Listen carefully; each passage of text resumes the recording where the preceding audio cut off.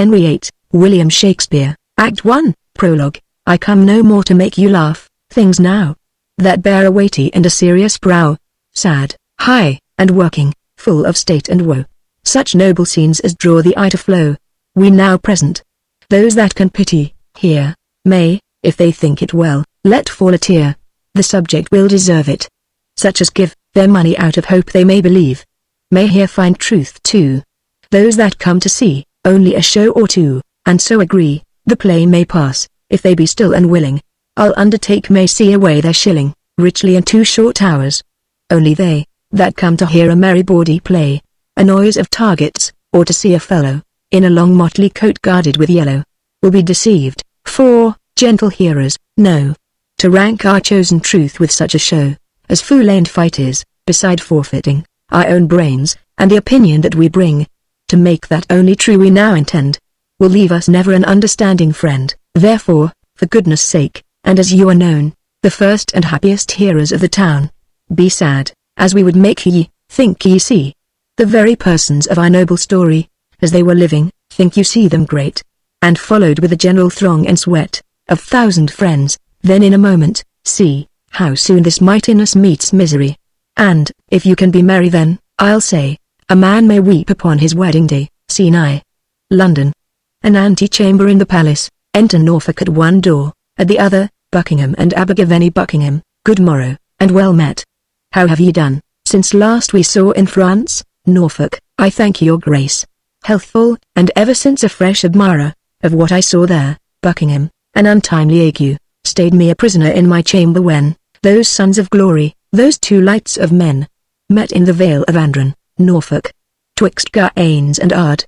I was then present, saw them salute on horseback, beheld them, when they lighted, how they clung, in their embracement, as they grew together, which had they, what 4-throned ones could have weighed, such a compounded one? Buckingham, all the whole time, I was my chamber's prisoner. Norfolk, then you lost the view of earthly glory, men might say. Till this time pomp was single, but now married, to one above itself. Each following day, became the next day's master, till the last, made former wonders its. Today the French, all clinquant, all in gold, like heathen gods, shone down the English, and, tomorrow, they, made Britain India, every man that stood, showed like a mine. Their dwarfish pages were, as cherubims, all gilt. The madams too, not used to toil, did almost sweat to bear the pride upon them, that their very labor, was to them as a painting. Now this mask, was cried incomparable, and the ensuing night, made it a fool and beggar. The 2 kings, equal in lustre, were now best, now worst, as presents did present them, him in eye, still him in praise, and, being present both, 'twas said they saw but one, and no discerner durst wag his tongue in censure. When these sons, for so they phrase them by their heralds, challenged the noble spirits to arms, they did perform, beyond thought's compass, that form a fabulous story, being now seen possible enough, got credit. That Bevis was believed. Buckingham, oh, you go far. Norfolk, as I belong to worship and affect, in honor honesty, the tract of everything, would by a good discourser lose some life, which action's self was tongue to. All was royal. To the disposing of it naught rebelled, order gave each thing view. The office did distinctly his full function. Buckingham, who did guide, I mean, who set the body and the limbs, of this great sport together, as you guess. Norfolk, one, certes, that promises no element in such a business. Buckingham, I pray you, who, my lord? Norfolk, all this was ordered by the good discretion of the Right Reverend Cardinal of York. Buckingham, the devil speed him. No man's by is freed from his ambitious finger. What had he to do in these fierce vanities? I wonder that such a keech can with his very bulk take up the rays o' the beneficial sun, and keep it from the earth. Norfolk, surely, sir, there's in him stuff that puts him to these ends, for, being not probed by ancestry, whose grace chalks success as their way, nor called upon for high feats done to the crown, neither allied for eminent assistance, but, spider-like, out of his self-drawing web, he gives us note. The force of his own merit makes his way, a gift that heaven gives for him, which buys a place next to the king. Abergavenny, I cannot tell what heaven hath given him, let some graver eye pierce into that, but I can see his pride peep through each part of him. Whence has he that, if not from hell? The devil is niggard, or has given all before, and he begins a new hell in himself. Buckingham, why the devil? Upon this French going out, took he upon him, without the privity o' the king, to appoint who should attend on him. He makes up the file of all the gentry, for the most part such, to whom as great a charge as little honour, he meant to lay upon, and his own letter. The Honourable Board of Council out, must fetch him in the papers. Abergavenny, I do know, kinsmen of mine, 3 at the least, that have, by this so sickened their estates, that never they shall abound as formerly. Buckingham, oh, many have broke their backs with laying manners on for this great journey. What did this vanity but minister communication of a most poor issue? Norfolk, grievingly I think, the peace between the French and us not values the cost that did conclude it. Buckingham, every man, after the hideous storm that followed, was a thing inspired, and, not consulting, broke into a general prophecy, that this tempest, dashing the garment of this peace, aboded the sudden breach owned, Norfolk, which is budded out. For France hath floored the league, and hath attached our merchants' goods at Bx. Abergavenny, is it therefore?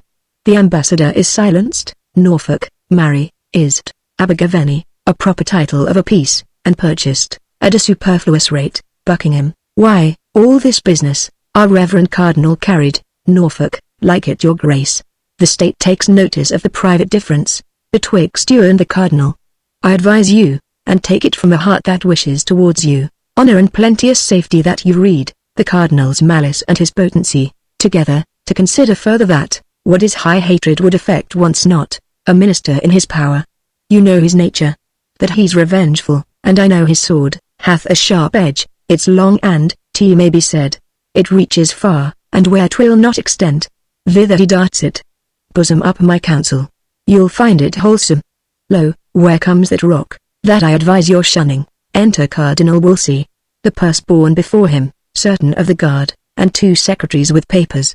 Cardinal Wolsey in his passage fixeth his eye on Buckingham, and Buckingham on him, both full of disdain. Cardinal Wolsey, the Duke of Buckingham's surveyor, where's his examination? First Secretary, here, so please you. Cardinal Wolsey, is he in person ready? First Secretary, please your grace. Cardinal Wolsey, well, we shall then know more, and Buckingham shall lessen this big look. Exeunt Cardinal Wolsey and his train. Buckingham, this butcher's cur is venom-mouthed, and I have not the power to muzzle him, therefore best not wake him in his slumber.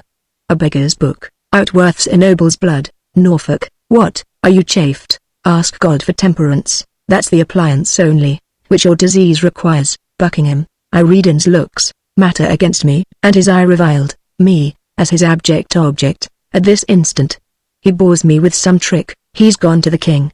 I'll follow and outstare him. Norfolk, stay, my lord, and let your reason with your collar question. What 'tis you go about, to climb steep hills, requires slow pace at first. Anger is like a full hot horse, who being allowed his way, self-mettle tires him. Not a man in England can advise me like you. Be to yourself, as you would to your friend. Buckingham, I'll to the king. And from a mouth of honour quite cry down this Ipswich fellow's insolence, or proclaim, there's difference in no persons. Norfolk, be advised. Heat not a furnace for your foe so hot, that it do send yourself. We may outrun, by violent swiftness, that which we run at, and lose by overrunning. Know you not? The fire that mounts the liquor till run o'er, in seeming to augment it wastes it. Be advised. I say again, there is no English soul more stronger to direct you than yourself. If with the sap of reason you would quench, or but delay, the fire of passion. Buckingham, sir, I am thankful to you, and I'll go along, by your prescription, but this top-proud fellow, whom from the flow of gall I name not but, from sincere motions, by intelligence, and proofs as clear as founts in July when, we see each grain of gravel, I do know, to be corrupt and treasonous. Norfolk, say not treasonous. Buckingham, to the king I'll say't, and make my voucher strong, as shore of rock. Attend. This holy fox, or wolf, or both, for he is equal ravenous, as he is subtle, and as prone to mischief, as able to perform his mind and place, infecting one another, yea, reciprocally, only to show his pomp as well in France, as here at home, suggests the king our master, to this last costly treaty. The interview, that swallowed so much treasure, and like a glass, did break either rinsing. Norfolk, Faith, and so it did. Buckingham, pray, give me favour, sir. This cunning cardinal, the articles o' the combination drew, as himself pleased, and they were ratified, as he cried thus let be, to as much end, as give a crutch to the dead, but our Count Cardinal, has done this, and 'tis well, the worthy Wolsey, who cannot err, he did it. Now this follows, which, as I take it, is a kind of puppy, to the old dam, treason, Charles the Emperor, under pretence to see the Queen his aunt, for 'twas indeed his colour, but he came, to whisper Wolsey, here makes visitation.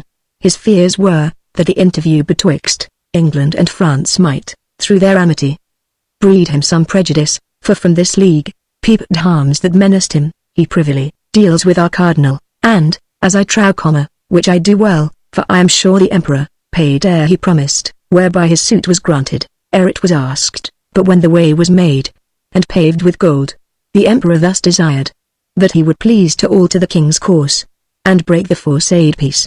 Let the king know, as soon he shall by me, that thus the cardinal, does buy and sell his honour as he pleases, and for his own advantage. Norfolk, I am sorry, to hear this of him, and could wish he were, something mistaken in't. Buckingham, no, not a syllable. I do pronounce him in that very shape, he shall appear in proof. Enter Brandon, a sergeant at arms before him, and 2 or 3 of the guard. Brandon, your office, sergeant, execute it. Sergeant, sir. My lord the Duke of Buckingham, and Earl, of Hereford, Stafford, and Northampton, I, arrest thee of high treason, in the name, of our most sovereign King. Buckingham, lo, you, my lord. The net has fallen upon me. I shall perish, under device and practice. Brandon, I am sorry, to see you turned from liberty, to look on, the business present. 'Tis his highness' pleasure, you shall to the Tower. Buckingham, it will help me nothing, to plead mine innocence, for that eye is on me, which makes my whitest part black. The will of heaven, be done in this and all things. I obey, O my lord Abbot of Veni. Fare you well. Brandon, nay, he must bear you company. The king, to Abergavenny, is pleased you shall to the Tower, till you know, how he determines further. Abergavenny, as the Duke said, the will of heaven be done, and the king's pleasure, by me obeyed. Brandon, here is a warrant from the king to attach Lord Montacute, and the bodies, of the Duke's confessor, John de Lacquer, 1 Gilbert Beck, his chancellor. Buckingham, so, these are the limbs o' the plot, no more, I hope. Brandon, a monk o' the Charterworks. Buckingham, oh, Nicholas Hopkins. Brandon, he. Buckingham, my severe is false. The all-great cardinal, hath showed him gold, my life is spent already. I am the shadow of poor Buckingham, whose figure even this instant cloud puts on, by darkening my clear sun. My lord, farewell. Exeunt. Scene 2. The same. The Council Chamber, Cornets. Enter King Henry VIII, leaning on Cardinal Wolsey's shoulder, the nobles, and Lovell. Cardinal Wolsey places himself under King Henry VIII's feet on his right side. King Henry VIII, my life itself, and the best heart of it, thanks you for this great care. I stood the level of a full-charged confederacy, and give thanks to you that choked it. Let be called before us, that gentleman of Buckingham's, in person. I'll hear him his confessions justify, and point by point the treasons of his master. He shall again relate. A noise within, crying room for the Queen. Enter Queen Catherine, ushered by Norfolk and Suffolk. She kneels. King Henry VIII riseth from his state, takes her up, kisses and placeth her by him. Queen Catherine, nay, we must longer kneel. I am a suitor. King Henry VIII, arise, and take place by us. Half your suit, never name to us. You have half our power. The other moiety, ere you ask, is given. Repeat your will and take it. Queen Catherine, thank your majesty, that you would love yourself, and in that love, not unconsidered leave your honour, nor the dignity of your office, is the point of my petition. King Henry VIII, lady mine, proceed. Queen Catherine, I am solicited, not by a few, and those of true condition, that your subjects are in great grievance. There have been commissions sent down among em, which hath flawed the heart of all their loyalties, wherein, although, my good Lord Cardinal, they vent reproaches most bitterly on you, as putter on, of these exactions, yet the King our master, whose honour heaven shield from soil! Even he escapes not language unmannerly, yea, such which breaks the sides of loyalty, and almost appears in loud rebellion. Norfolk, not almost appears, it doth appear, for, upon these taxations, the clothiers all, not able to maintain. The many to them longing, have put off, the spinsters, carders, fullers, weavers, who, unfit for other life, compelled by hunger, and lack of other means, in desperate manner, daring the event to the teeth, are all in uproar. And danger serves among them, King Henry VIII, taxation, wherein? And what taxation? My Lord Cardinal, you that are blamed for it alike with us. Know you of this taxation, Cardinal Wolsey? Please you, sir. I know but of a single part, in aught pertains to the state, and front but in that file, where others tell steps with me, Queen Catherine. No, my lord. You know no more than others, but you frame things that are known alike, which are not wholesome, to those which would not know them, and yet must, perforce be their acquaintance. These exactions, whereof my sovereign would have note, they are most pestilent to the bearing, and, to bear 'em, the back is sacrificed to the load. They say, they are devised by you, or else you suffer too hard an exclamation, King Henry VIII, still exaction, the nature of it? In what kind, let's know. Is this exaction, Queen Catherine? I am much too venturous, in tempting of your patience, but emboldened, under your promised pardon. The subject's grief, comes through commissions, which compel from each, the sixth part of his substance, to be levied, without delay, and the pretence for this, is named, your wars in France. This makes bold mouths, tongues spit their duties out, and cold hearts freeze, allegiance in them, their curses now, live where their prayers did, and it's come to pass. This tractable obedience is a slave, to each incensed will. I would your highness, would give it quick consideration, for, there is no primer business, King Henry VIII, by my life. This is against our pleasure, Cardinal Wolsey, and for me, I have no further gone in this than by a single voice, and that not past me but by learned approbation of the judges. If I am traduced by ignorant tongues, which neither know my faculties nor person, yet will be the chronicles of my doing. Let me say, 'tis but the fate of place, and the rough break, that virtue must go through. We must not stint our necessary actions, in the fear, to cope malicious censurers, whichever, as ravenous fishes, do a vessel follow, that is new trimmed, but benefit no further, than vainly longing. What we oft do best, by sick interpreters, once weak ones, is, not ours, or not allowed, what worst, as oft, hitting a grosser quality, is cried up, for our best tact. If we shall stand still, in fear our motion will be mocked or carped at, we should take route here where we sit, or sit, state statutes only, King Henry VIII, things done well, and with a care, exempt themselves from fear. Things done without example, in their issue, are to be feared. Have you a precedent of this commission? I believe, not any. We must not rend our subjects from our laws, and stake them in our will. Sixth part of each, a trembling contribution. Why, we take, from every tree lop, bark, and part o' the timber, and, though we leave it with root, thus hacked, the air will drink the sap. To every county, where this is questioned, send our letters, with free pardon to each man that has denied the force of this commission. Pray, look tot. I put it to your care, Cardinal Wolsey, a word with you, to the secretary. Let there be letters writ to every shire, of the king's grace and pardon. The grieved commons, hardly conceive of me, let it be noised, that through our intercession this revokement, and pardon comes. I shall anon advise you, further in the proceeding. Exit Secretary, enter Severe, Queen Catherine. I am sorry that the Duke of Buckingham, is run in your displeasure, King Henry VIII, it grieves many. The gentleman is learned, and a most rare speaker. To nature none more bound, his training such, that he may furnish and instruct great teachers, and never seek for aid out of himself. Yet see, when these so noble benefits shall prove, not well disposed, the mind growing once corrupt, they turn to vicious forms, 10 times more ugly, than ever they were fair. This man so complete, who was enrolled mongst wonders, and when we, almost with ravished listening, could not find his hour of speech a minute, he, my lady, hath into monstrous habits put the graces, that once were his, and is become as black, as if besmeared in hell. Sit by us, you shall hear. This was his gentleman in trust of him, things to strike on us add. Bid him recount the forecited practices, whereof we cannot feel too little, hear too much. Cardinal Wolsey, stand forth, and with bold spirit relate what you, most like a careful subject, have collected, out of the Duke of Buckingham, King Henry VIII, speak freely. Severe, first, it was usual with him, every day, it would infect his speech, that if the king should without issue die, he'll carry it so, to make the scepter his. These very words, I've heard him utter to his son-in-law, Lord Abbot of Veni, to whom by oath he menaced revenge upon the Cardinal. Cardinal Wolsey, please your highness, note, this dangerous conception in this point, not friended by his wish, to your high person. His will is most malignant, and it stretches, beyond you, to your friends. Queen Catherine, my learned Lord Cardinal, deliver all with charity. King Henry VIII, speak on. How grounded he his title to the crown? Upon our fail? To this point hast thou heard him, at any time speak aught? Severe, he was brought to this, by a vain prophecy of Nicholas Hopkins. King Henry VIII, what was that Hopkins? Severe, sir, a Charterworks friar. His confessor, who fed him every minute, with words of sovereignty. King Henry VIII, how knowst thou this? Severe, not long before your highness sped to France.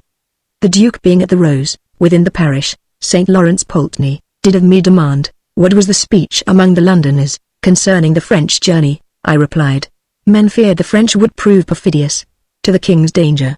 Presently the Duke said, 'twas the fear, indeed, and that he doubted, 'twould prove the verity of certain words, spoke by a holy monk, that oft, says he, hath sent to me, wishing me to permit, John de Lacquer, my chaplain, a choice hour, to hear from him a matter of some moment. Whom after under the confession's seal, he solemnly had sworn, that what he spoke, my chaplain to no creature living, but, to me, should utter, with demure confidence. This pausingly ensued, neither the king nor heirs, tell you the Duke, shall prosper, bid him strive to gain the love o' the commonalty. The Duke shall govern England. Queen Catherine, if I know you well, you were the Duke's surveyor, and lost your office, on the complaint o' the tenants. Take good heed, you charge not in your spleen a noble person, and spoil your nobler soul. I say, take heed. Yes, heartily beseech you, King Henry VIII, let him on, go forward. Severe, on my soul, I'll speak but truth. I told my lord the Duke, by the devil's illusions, the monk might be deceived, and that 'twas dangerous for him, to ruminate on this so far, until, it forged him some design, which, being believed, it was much like to do. He answered, tush, it can do me no damage, adding further, that, had the king in his last sickness failed, the cardinals and Sir Thomas Lovell's heads, should have gone off. King Henry VIII, ha! What, so rank? Aha! There's mischief in this man. Canst thou say further? Severe, I can, my liege. King Henry VIII, proceed. Severe, being at Greenwich, after your highness had reproved the Duke, about Sir William Blamacoma. King Henry VIII, I remember, of such a time, being my sworn servant. The Duke retained him his. But on, what hence? Severe, if, quoth he, I for this had been committed. As, to the Tower, I thought, I would have played, the part my father meant to act upon, the usurper Richard, who, being at Salisbury, made suit to Carmen's presence, which if granted, as he made semblance of his duty, would, have put his knife to him. King Henry VIII, a giant traitor. Cardinal Wolsey, now, Madame, may his highness live in freedom.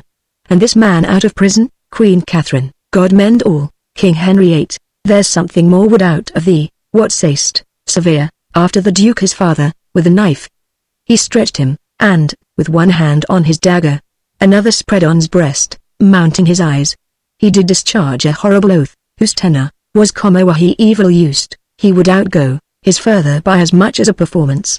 Does an irresolute purpose, King Henry VIII, there's his period, to sheath his knife in us. He is attached.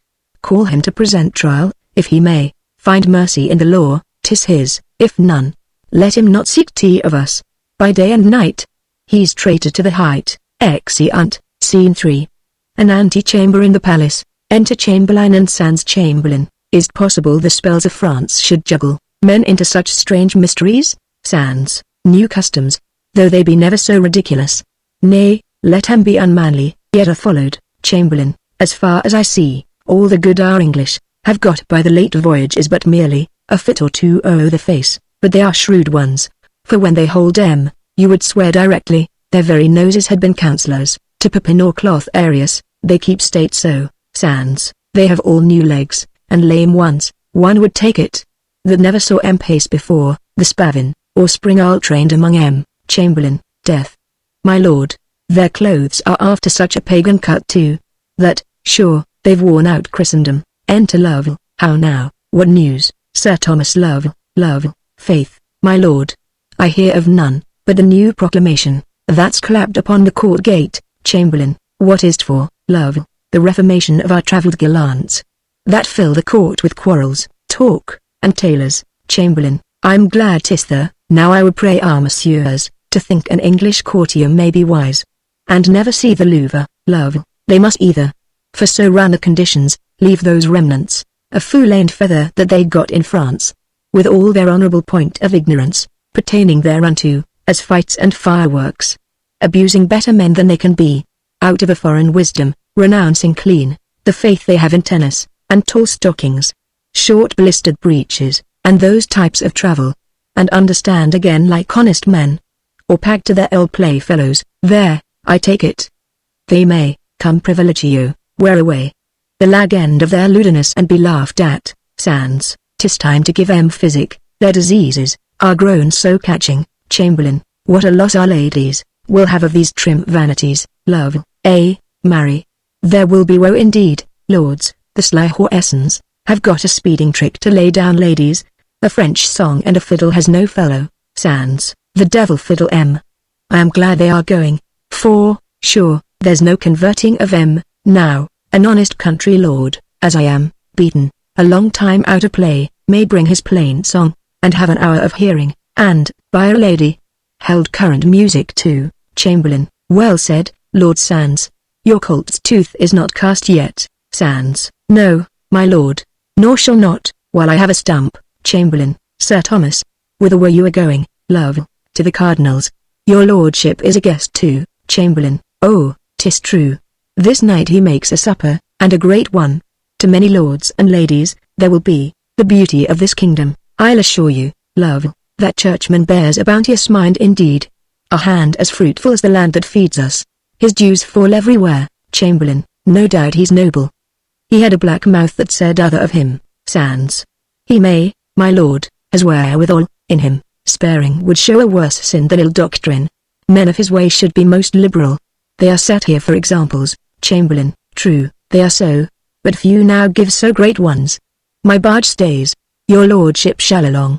Come, good Sir Thomas, we shall be late else, which I would not be, for I was spoke to, with Sir Henry Guilford, this night to be comptrollers. Sans, I am your lordship's, exeunt. Scene 4. A hall in York Place. Ho boys. A small table under a state for Cardinal Wolsey, a longer table for the guests.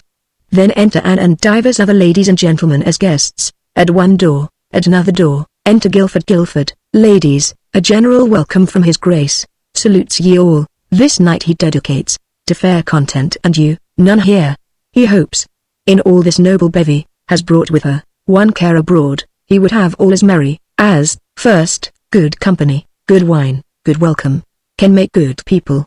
Oh, my lord, you're tardy. Enter Chamberlain, Sans, and Lovell. The very thought of this fair company, clapped wings to me. Chamberlain, you are young, Sir Harry Guilford. Sans, Sir Thomas Lovell, had the Cardinal. But half my lay thoughts in him, some of these, should find a running banquet ere they rested. I think would better please by my life. They are a sweet society of fair ones. Lovell, oh, that your lordship were but now confessor, to one or two of these. Sans, I would I were. They should find easy penance. Lovell, faith, how easy. Sans, as easy as a down bed would afford it. Chamberlain, sweet ladies, will it please you sit? Sir Harry, place you that side, I'll take the charge of this. His grace is entering. Nay, you must not freeze. Two women placed together makes cold weather. My lord Sans, you are one will keep waking. Pray, sit between these ladies. Sans, by my faith. And thank your lordship. By your leave, sweet ladies. If I chance to talk a little wild, forgive me. I had it from my father. Anne, was he mad, sir? Sans, oh, very mad, exceeding mad, in love too. But he would bite none, just as I do now. He would kiss you 20 with a breath, kisses her. Chamberlain, well said, my lord. So, now you're fairly seated. Gentlemen, the penance lies on you, if these fair ladies pass away frowning. Sans, for my little cure, let me alone. Ho boys. Enter Cardinal Wolsey, and takes his state. Cardinal Wolsey, you're welcome, my fair guests. That noble lady, or gentleman, that is not freely merry? Is not my friend, this, to confirm my welcome? And to you all, good health, drinks, sands, your grace is noble. Let me have such a bowl may hold my thanks, and save me so much talking. Cardinal Wolsey, my lord Sands, I am beholding to you, cheer your neighbors. Ladies, you are not merry. Gentlemen, whose fault is this? Sands, the red wine first must rise, in their fair cheeks, my lord, then we shall have talk us to silence. Anne, you are a merry gamester. My lord Sands, yes, if I make my play, here's to your ladyship, and pledge it, madame, for 'tis to such a think, Anne, you cannot show me. Sands, I told your grace they would talk anon. Drum and trumpet, chambers discharged. Cardinal Wolsey, what's that? Chamberlain, look out there, some of ye. Exit servant. Cardinal Wolsey, what warlike voice? And to what end is this? Nay, ladies, fear not. By all the laws of war you're privileged. Re-enter servant. Chamberlain, how now?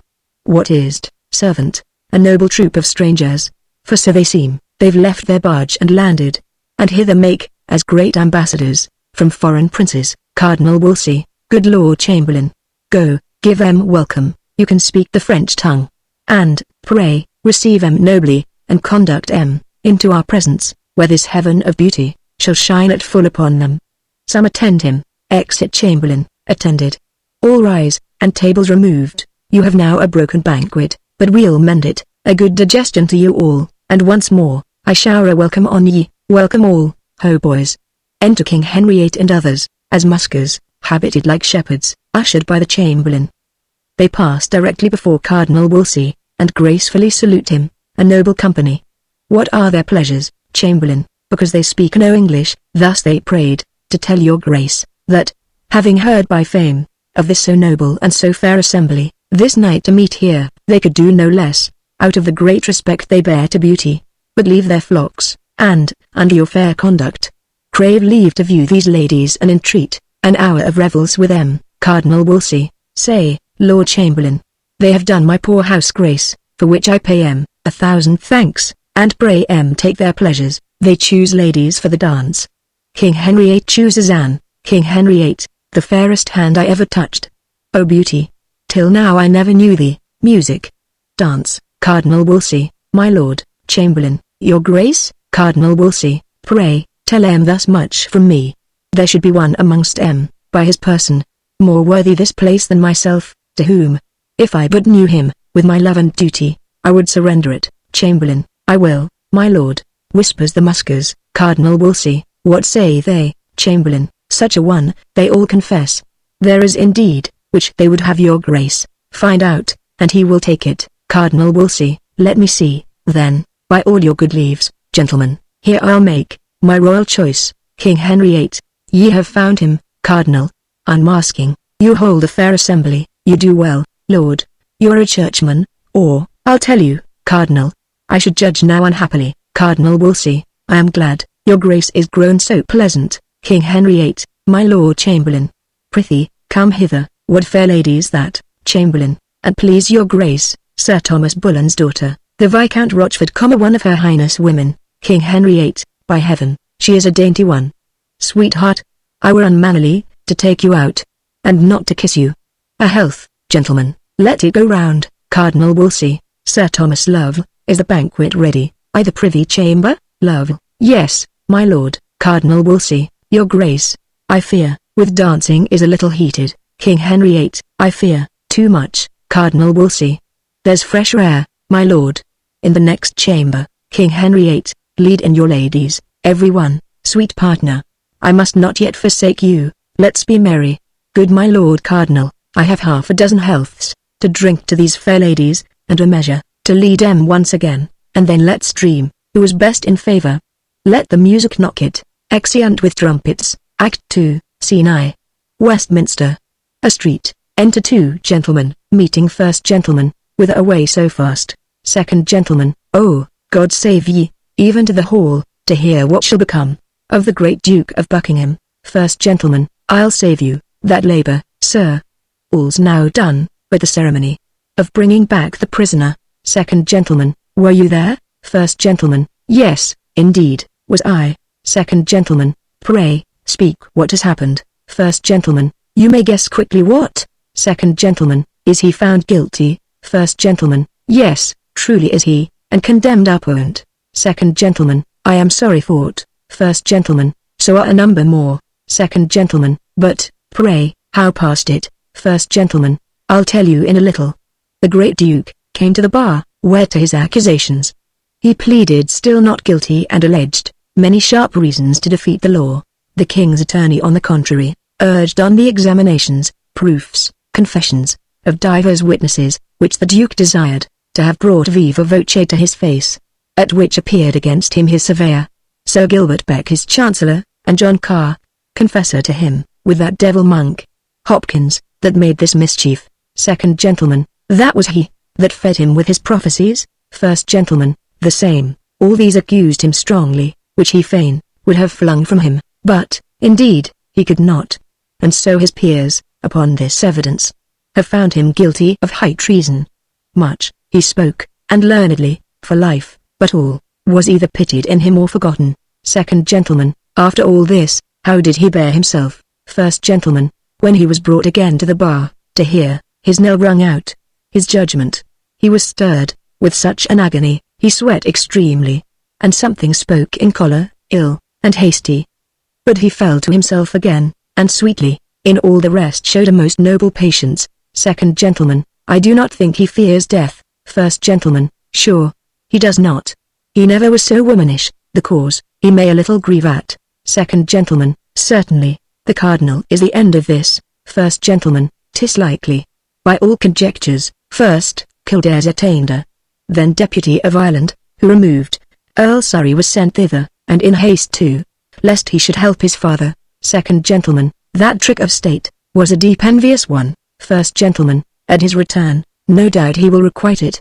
This is noted, and generally, whoever the king favours, the cardinal instantly will find employment, and far enough from court too. Second gentleman, all the commons hate him perniciously, and, oh my conscience, wish him 10 fathom deep, this Duke as much.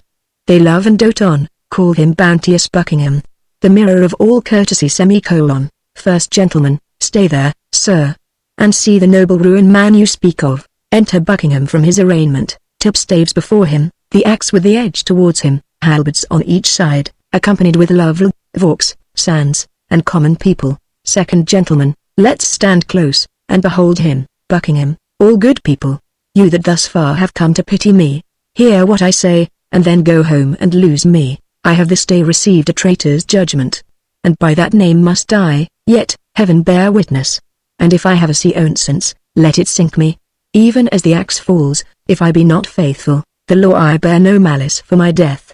T is done, upon the premises, but justice. But those that sought it I could wish more Christians. Be what they will, I heartily forgive them. Yet let them look their glory not in mischief, nor build their evils on the graves of great men. For then my guiltless blood must cry against em. For further life in this world I ne'er hope, nor will I sue, although the king have mercies, more than I dare make faults. You few that loved me, and dare be bold to weep for Buckingham, his noble friends and fellows, whom to leave, is only bitter to him, only dying. Go with me, like good angels, to my end, and, as the long divorce of steel falls on me, make of your prayers one sweet sacrifice, and lift my soul to heaven. Lead on, O God's name, love, I do beseech your grace, for charity. If ever any malice in your heart were hid against me, now to forgive me frankly. Buckingham, Sir Thomas Love, I as free forgive you, as I would be forgiven. I forgive all. There cannot be those numberless offences gainst me that I cannot take peace with. No black envy shall mark my grave. Commend me to his grace. And if he speak of Buckingham, pray, tell him, you met him half in heaven. My vows and prayers, yet are the king's, and, till my soul forsake, shall cry for blessings on him. May he live longer than I have time to tell his years. Ever beloved and loving may his rule be, and when old time shall lead him to his end, goodness and he fill up one monument. Love, to the waterside I must conduct your grace. Then give my charge up to Sir Nicholas Vaux, who undertakes you to your end. Vaux, prepare the Duke is coming. See the barge be ready, and fitted with such furniture as suits the greatness of his person. Buckingham, nay, Sir Nicholas, let it alone. My state now will but mock me. When I came hither, I was Lord High Constable, and Duke of Buckingham, now, poor Edward won. Yet I am richer than my base accusers, that never knew what truth meant. I now seal it, and with that blood will make him one day grown fort, my noble father, Henry of Buckingham, who first raised head against usurping Richard, flying for succor to his servant Bannister, being distressed, was by that wretch betrayed, and without trial fell. God's peace be with him. Henry the Seventh succeeding, truly pitying my father's loss, like a most royal prince, restored me to my honors, and, out of ruins, made my name once more noble. Now his son, Henry the Eighth, life, honor, name and all, that made me happy at one stroke has taken, for ever from the world. I had my trial, and, must needs say, a noble one, which makes me a little happier than my wretched father. Yet thus far we are one in fortunes, both fell by our servants, by those men we loved most. A most unnatural and faithless service. Heaven has an end in all. Yet, you that hear me, this from a dying man receive as certain. Where you are liberal of your loves and counsels, be sure you be not loose, for those you make friends, and give your hearts to, when they once perceive the least rub in your fortunes, fall away, like water from ye, never found again. But where they mean to sink ye, all good people, pray for me. I must now forsake ye, the last hour of my long weary life is come upon me. Farewell, and when you would say something that is sad, speak how I fell. I have done, and God forgive me. Exeunt Buckingham and train. First Gentleman. Oh, this is full of pity. Sir, it calls, I fear, too many curses on their beads, that were the authors. Second Gentleman. If the Duke be guiltless, 'tis full of woe, yet I can give you inkling of an ensuing evil, if it fall greater than this. First Gentleman. Good angels keep it from us. What may it be? You do not doubt my faith, sir? Second Gentleman. This secret is so weighty, 'twill require a strong faith to conceal it. First Gentleman. Let me have it. I do not talk much. Second Gentleman. I am confident you shall, sir. Did you not of late days hear a buzzing of a separation between the King and Catherine? First Gentleman. Yes, but it held not. For when the King once heard it, out of anger, he sent command to the Lord Mayor straight, to stop the rumor, and allay those tongues that durst disperse it. Second Gentleman. But that slander, sir, is founded truth now, for it grows again, fresher than ere it was, and held for certain, the King will venture at it. Either the Cardinal, or some about him near, have, out of malice, to the good Queen, possessed him with a scruple, that will undo her. To confirm this too, Cardinal Campeus is arrived, and lately, as all think, for this business. First Gentleman. 'Tis the Cardinal, and merely to revenge him on the Emperor, for not bestowing on him, at his asking, the Archbishopric of Toledo. This is purposed. Second Gentleman. I think you have hit the mark, but is't not cruel, that she should feel the smart of this? The Cardinal will have his will, and she must fall. First Gentleman. 'Tis waffle, we are too open here to argue this. Let's think in private more. Exeunt. Scene 2. An antechamber in the palace. Enter Chamberlain, reading a letter. Chamberlain. My lord, the horses your lordship sent for, with all the care I had, I saw well chosen, ridden, and furnished. They were young and handsome, and of their best breed in the north. When they were ready to set out for London, a man of my Lord Cardinal's, by commission and the main power, took him from me, with this reason, his master would be served before a subject, if not before the King, which stopped our mouths. Sir, I fear he will indeed. Well, let him have them.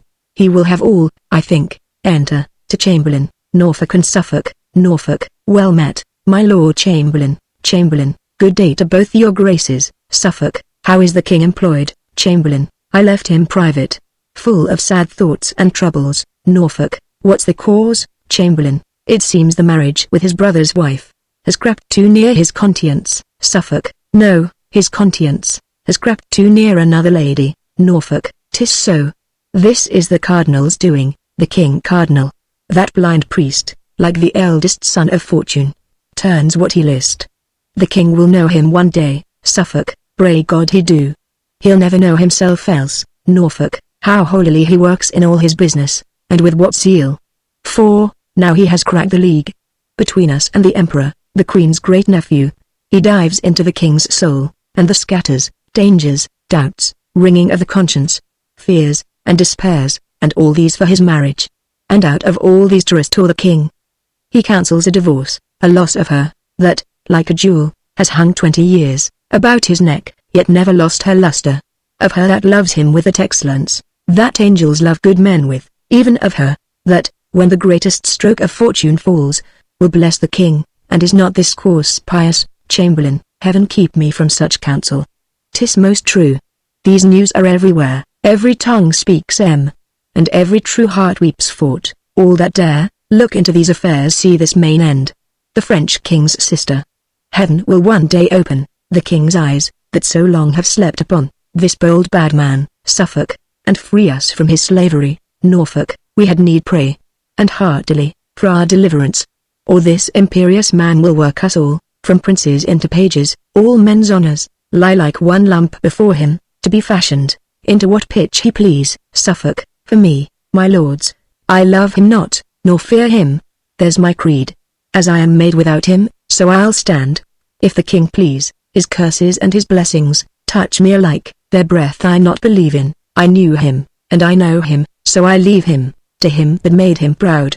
The Pope, Norfolk, lets in, and with some other business put the king, from these sad thoughts, that work too much upon him. My lord, you'll bear us company, Chamberlain, excuse me. The king has sent me otherwhere. Besides, you'll find a most unfit time to disturb him. Health to your lordships. Norfolk, thanks, my good Lord Chamberlain. Exit Chamberlain, and King Henry VIII draws the curtain, and sits reading pensively. Suffolk, how sad he looks.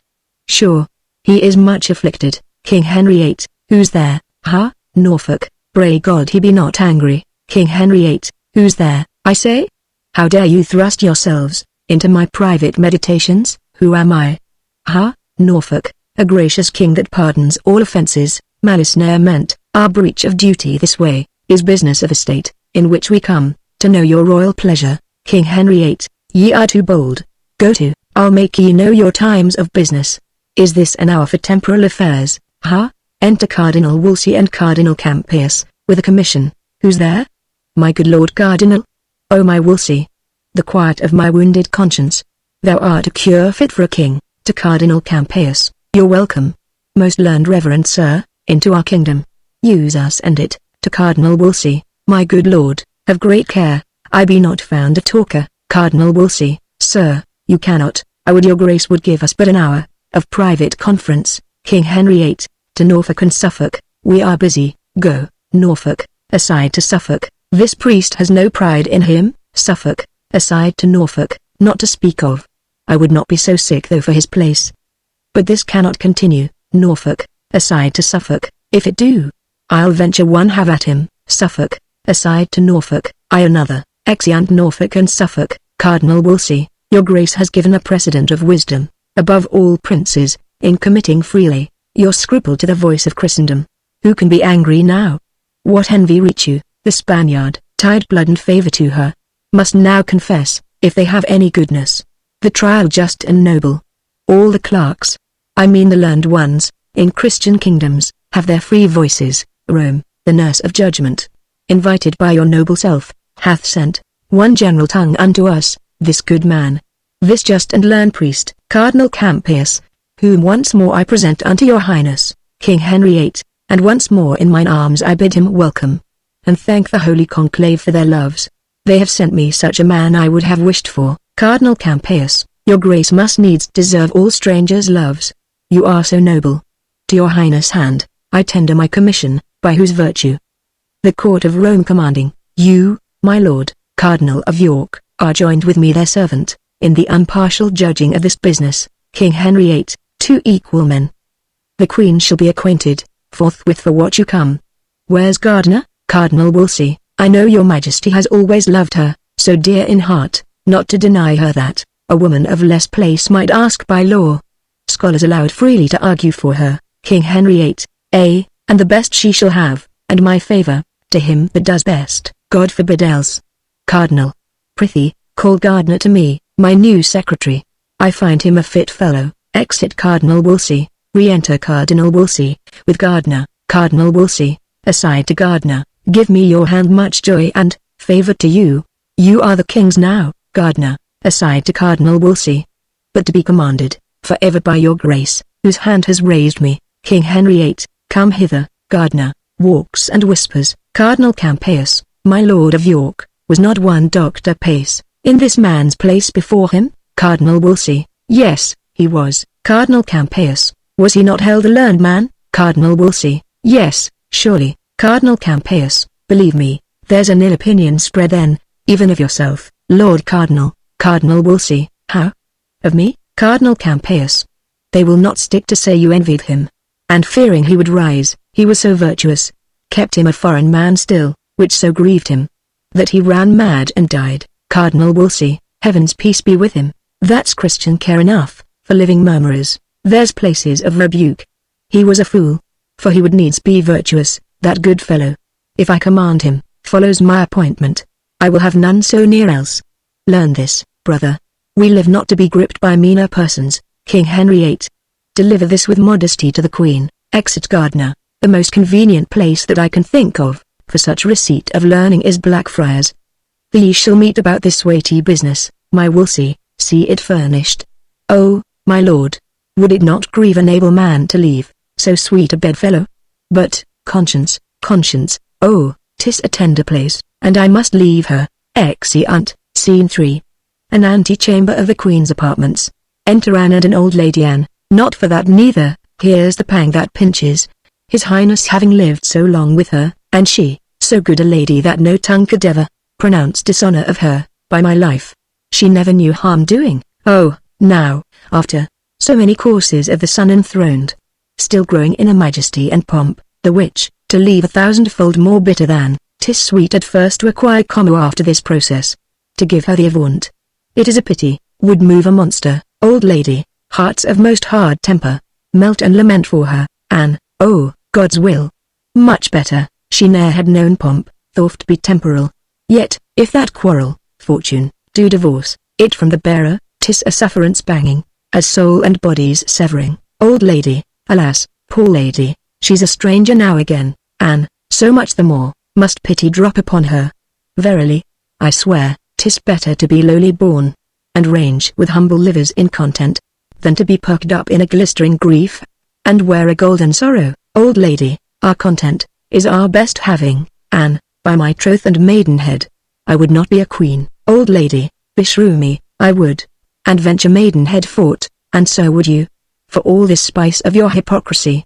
You, that have so fair parts of woman on you, have too a woman's heart, which ever yet, affected eminence, wealth, sovereignty, which, to say sooth, are blessings, and which gifts, saving your mincing, the capacity of your soft cheveril conscience would receive, if you might please to stretch it. Anne, nay, good troth. Old lady, yes, troth, and troth, you would not be a queen? Anne, no, not for all the riches under heaven. Old lady, 'tis strange, a 3 pence bowed would hire me, old as I am, to queen it. But, I pray you, what think you of a duchess?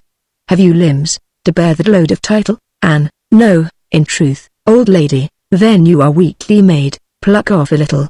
I would not be a young count in your way, for more than blushing comes to, if your back cannot vouchsafe this birth and comet is too weak, ever to get a boy. Anne, how you do talk. I swear again, I would not be a queen, for all the world. Old lady, in faith, for little England, you'ld venture an imbling. I myself, would for Carnarvonshire, although the longed, no more to the crown but that.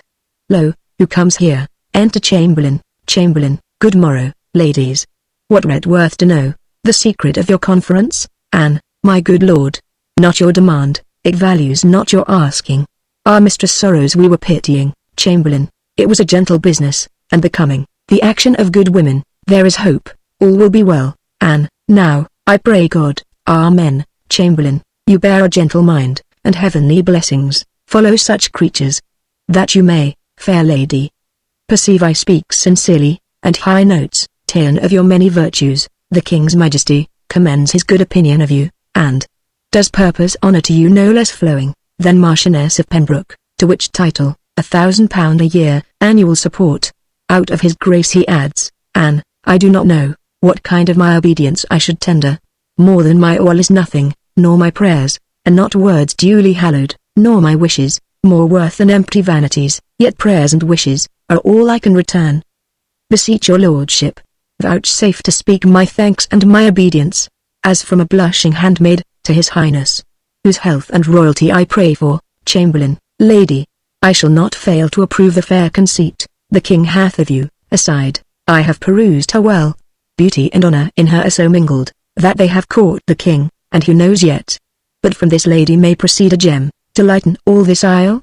I'll to the king, and say I spoke with you. Exit chamberlain. Anne, my honored lord. Old lady, why, this it is. See, I have been begging 16 years in court.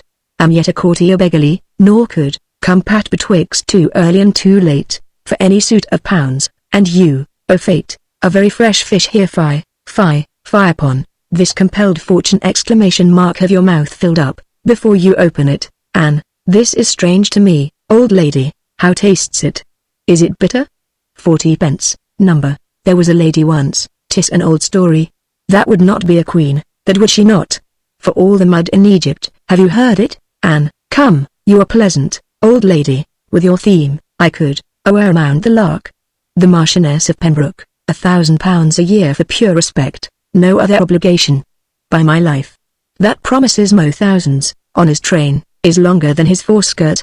By this time, I know your back will bear a duchess. Say, are you not stronger than you were? Anne, good lady, make yourself mirth with your particular fancy, and leave me out. Don't. Would I had no being? If this salute my blood a jot, it faints me, to think what follows.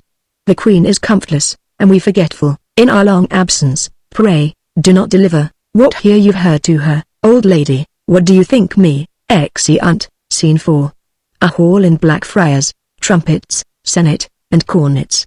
Enter 2 vergers, with short silver wands. Next them, 2 scribes, in the habit of doctors. After them, Canterbury alone. After him, Lincoln, Ely, Rochester, and Saint Asaph. Next them, with some small distance, follows a gentleman bearing the purse, with a great seal, and a cardinal's hat. Then 2 priests, bearing each a silver cross. Then a gentleman usher bareheaded, accompanied with a sergeant-at-arms bearing a silver mace. Then 2 gentlemen bearing 2 great silver pillars. After them, side by side, Cardinal Wolsey and Cardinal Campeius, 2 noblemen with the sword and mace. King Henry VIII takes place under the cloth of state. Cardinal Wolsey and Cardinal Campeius sit under him as judges. Queen Catherine takes place some distance from King Henry VIII. The bishops place themselves on each side the court, in manner of a consistory. Below them, the scribes. The lords sit next the bishops. The rest of the attendants stand in convenient order about the stage. Cardinal Wolsey, whilst our commission from Rome is read. Let silence be commanded. King Henry VIII, what's the need? It hath already publicly been read, and on all sides the authority allowed. You may, then, spare that time. Cardinal Wolsey, bet so. Proceed, scribe. Say, Henry King of England, come into the court. Crier, Henry King of England, and see, King Henry VIII. Here, scribe. Say, Catherine Queen of England, come into the court. Crier, Catherine Queen of England, and see. Queen Catherine makes no answer, rises out of her chair, goes about the court, comes to King Henry VIII, and kneels at his feet, then speaks. Queen Catherine, Sir, I desire you do me right and justice, and to bestow your pity on me, for I am a most poor woman, and a stranger, born out of your dominions, having here no judging different, nor no more assurance of equal friendship and proceeding. Alas, sir, in what have I offended you? What cause hath my behavior given to your displeasure, that thus you should proceed to put me off, and take your good grace from me? Heaven witness, I have been to you a true and humble wife, at all times to your will conformable, ever in fear to kindle your dislike, yea, subject to your countenance, glad or sorry, as I saw it inclined. When was the hour I ever contradicted your desire, or made it not mine too? Or which of your friends have I not strove to love, although I knew he were mine enemy? What friend of mine, that had to him derived your anger, did I continue in my liking? Nay, gave notice, he was from thence discharged. Sir, call to mind, that I have been your wife, in this obedience, upward of 20 years, and have been blessed with many children by you. If, in the course and process of this time, you can report, and prove it too, against mine honor aught, my bond to wedlock, or my love and duty, against your sacred person, in God's name, turn me away, and let the foulest contempt shut door upon me, and so give me up, to the sharpest kind of justice. Please you, sir. The king, your father, was reputed for a prince most prudent, of an excellent and unmatched wit and judgment. Ferdinand, my father, king of Spain, was reckoned one, the wisest prince that e'er had reigned by many. A year before, it is not to be questioned, that they had gathered a wise council to them, of every realm, that did debate of this business, who deemed our marriage lawful. Wherefore I humbly beseech you, sir, to spare me, till I may be by my friends in Spain advised, whose counsel I will implore. If not, by the name of God, your pleasure be fulfilled. Cardinal Wolsey, you have here, lady, and of your choice, these reverend fathers, men of singular integrity and learning, yea, the elect o' the land, who are assembled to plead your cause. It shall be therefore bootless that longer you desire the court, as well for your own quiet, as to rectify what is unsettled in the king. Cardinal Campeius, his grace, hath spoken well and justly. Therefore, madame, it's fit this royal session do proceed, and that, without delay, their arguments be now produced and heard. Queen Catherine, Lord Cardinal, to you I speak. Cardinal Wolsey, your pleasure, madam. Queen Catherine, sir, I am about to weep, but, thinking that we are a queen, or long have dreamed so, certain, the daughter of a king, my drops of tears I'll turn to sparks of fire. Cardinal Wolsey, be patient yet. Queen Catherine, I will, when you are humble, nay, before, or God will punish me. I do believe, induced by potent circumstances, that you are mine enemy, and make my challenge. You shall not be my judge, for it is you have blown this coal betwixt my lord and me, which gods do quench. Therefore I say again, I utterly abhor, yea, from my soul, refuse you for my judge, whom, yet once more, I hold my most malicious foe, and think not at all a friend to truth. Cardinal Wolsey, I do profess, you speak not like yourself, who ever yet have stood to charity, and displayed the effects of disposition gentle, and of wisdom, o'ertopping woman's power. Madame, you do me wrong. I have no spleen against you, nor injustice, for you or any. How far I have proceeded, or how far further shall, is warranted by a commission from the consistory, yea, the whole consistory of Rome. You charge me that I have blown this coal. I do deny it. The king is present. If it be known to him that I gainsay my deed, how may he wound, and worthily, my falsehood? Yea, as much as you have done my truth. If he know that I am free of your report, he knows I'm not of your wrong. Therefore in him it lies to cure me, and the cure is to remove these thoughts from you, the which before his highness shall speak in. I do beseech you, gracious madam, to unthink your speaking, and to say so no more. Queen Catherine, my lord, I am a simple woman, much too weak to oppose your cunning. You're meek and humble-mouthed. You sign your place and calling, in full seeming, with meekness and humility, but your heart is crammed with arrogancy, spleen, and pride. You have, by fortune and his highness favors, gone slightly o'er low steps and now are mounted, where powers are your retainers, and your words, domestics to you, serve your will as please, yourself pronounce their office. I must tell you, you tender more your person's honor than your high profession spiritual, that again, I do refuse you for my judge, and here, before you all, appeal unto the Pope, to bring my whole cause for his holiness, and to be judged by him. She curtsies to King Henry VIII, and offers to depart. Cardinal Campeius, the queen is obstinate, stubborn to justice, apartment to accuse it, and disdainful to be tried by't. 'Tis not well, she's going away. King Henry VIII, call her again. Crier, Catherine Queen of England, come into the court. Griffith, Madame, you are called back. Queen Catherine, what need you note it? Pray you, keep your way. When you are called, return. Now, the Lord help, they vex me past my patience. Pray you, pass on. I will not tarry, no, nor evermore, upon this business my appearance make, in any of their courts. Exeunt Queen Catherine and her attendants. King Henry VIII, go thy ways. Kate, that man i' the world who shall report he has a better wife, let him in naught be trusted, for speaking false in that thou art alone. If thy rare qualities, sweet gentleness, thy meekness saint-like, wife-like government, obeying in commanding, and thy parts, sovereign and pious else, could speak thee out. The queen of earthly queens, she's noble born, and, like her true nobility, she has carried herself towards me. Cardinal Wolsey, most gracious sir. In humblest manner I require your highness, that it shall please you to declare, in hearing, of all these ears, for where I am robbed and bound, there must I be unloosed, although not there, at once and fully satisfied, whether ever I did broach this business to your highness, or laid any scruple in your way, which might induce you to the question, or ever have to you, but with thanks to God for such a royal lady, spake one the least word that might be to the prejudice of her present state, or touch of her good person, King Henry VIII, my Lord Cardinal, I do excuse you, yea, upon mine honour, I free you from't.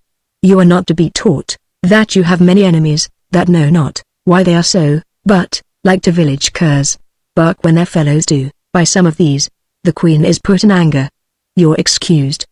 But will you be more justified? You ever have wished the sleeping of this business, never desired it to be stirred, but oft have hindered, oft. The passages made toward it, on my honour, I speak my good Lord Cardinal to this point, and thus far clear him. Now, what moved me? I will be bold with time and your attention. Then mark the inducement. Thus it came, give heed.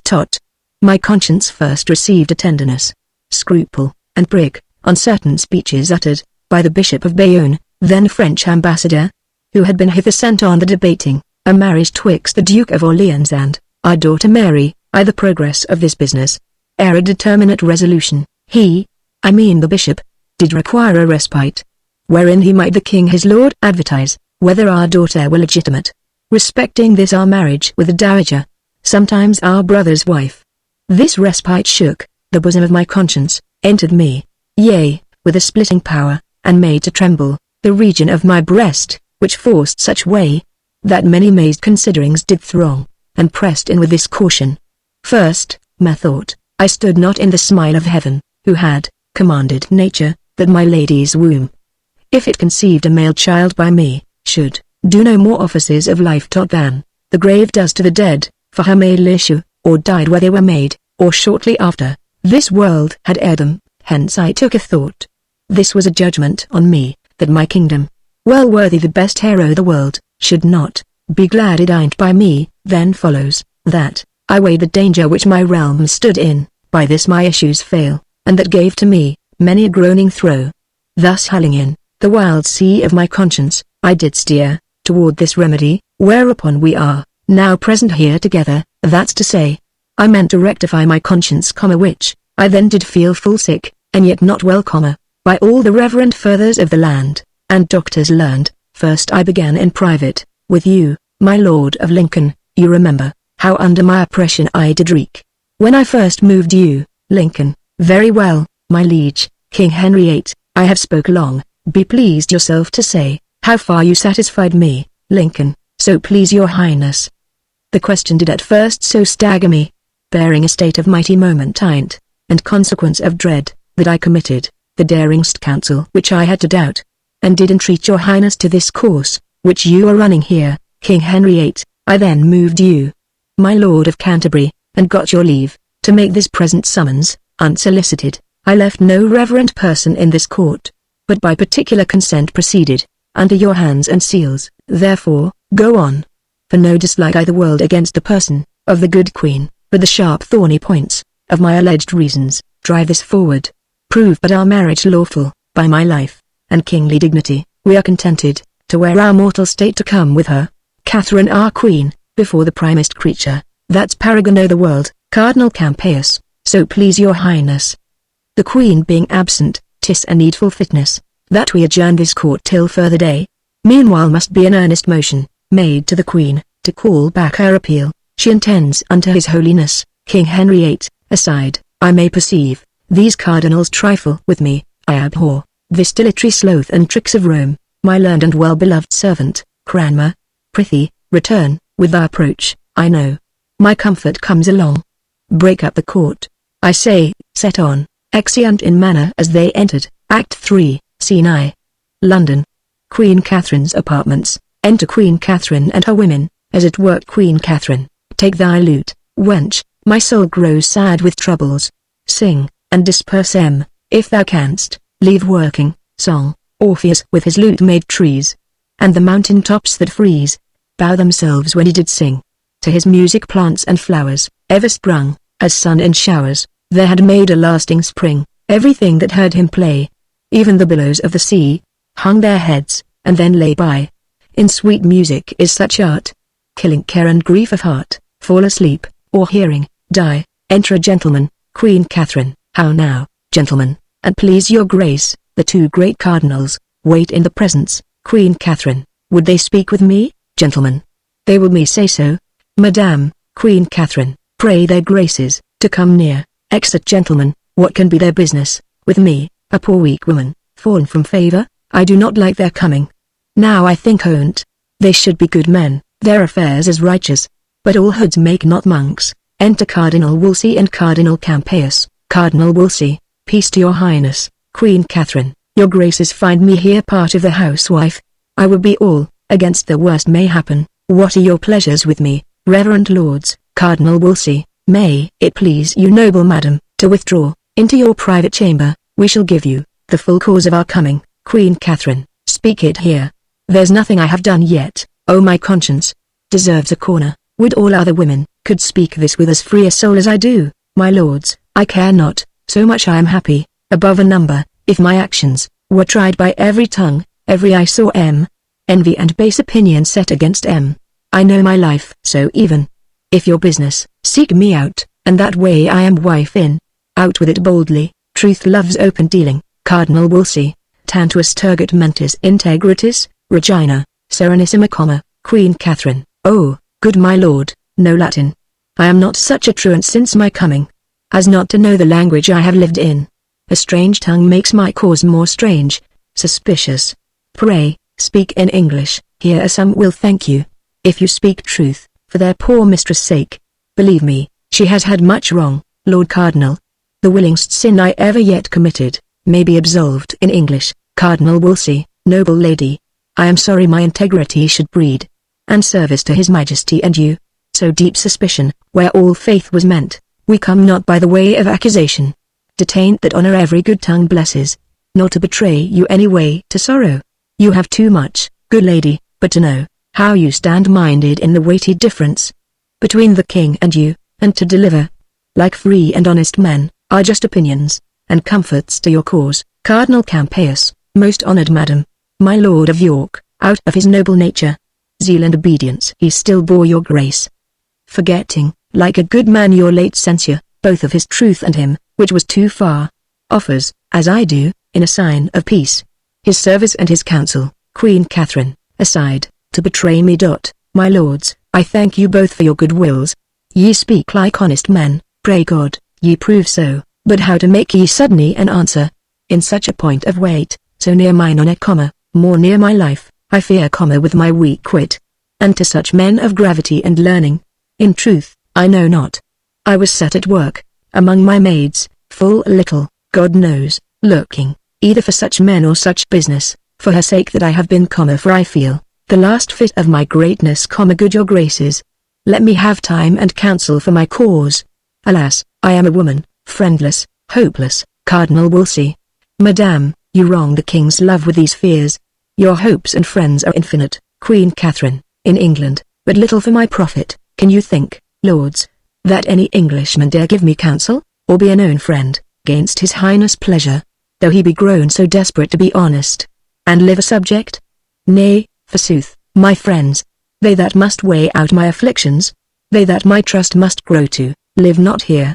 They are, as all my other comforts, far hence, in mine own country. Lords, Cardinal Campeius, I would your grace, would leave your griefs, and take my counsel. Queen Catherine, how, sir? Cardinal Campeius, put your main cause into the king's protection.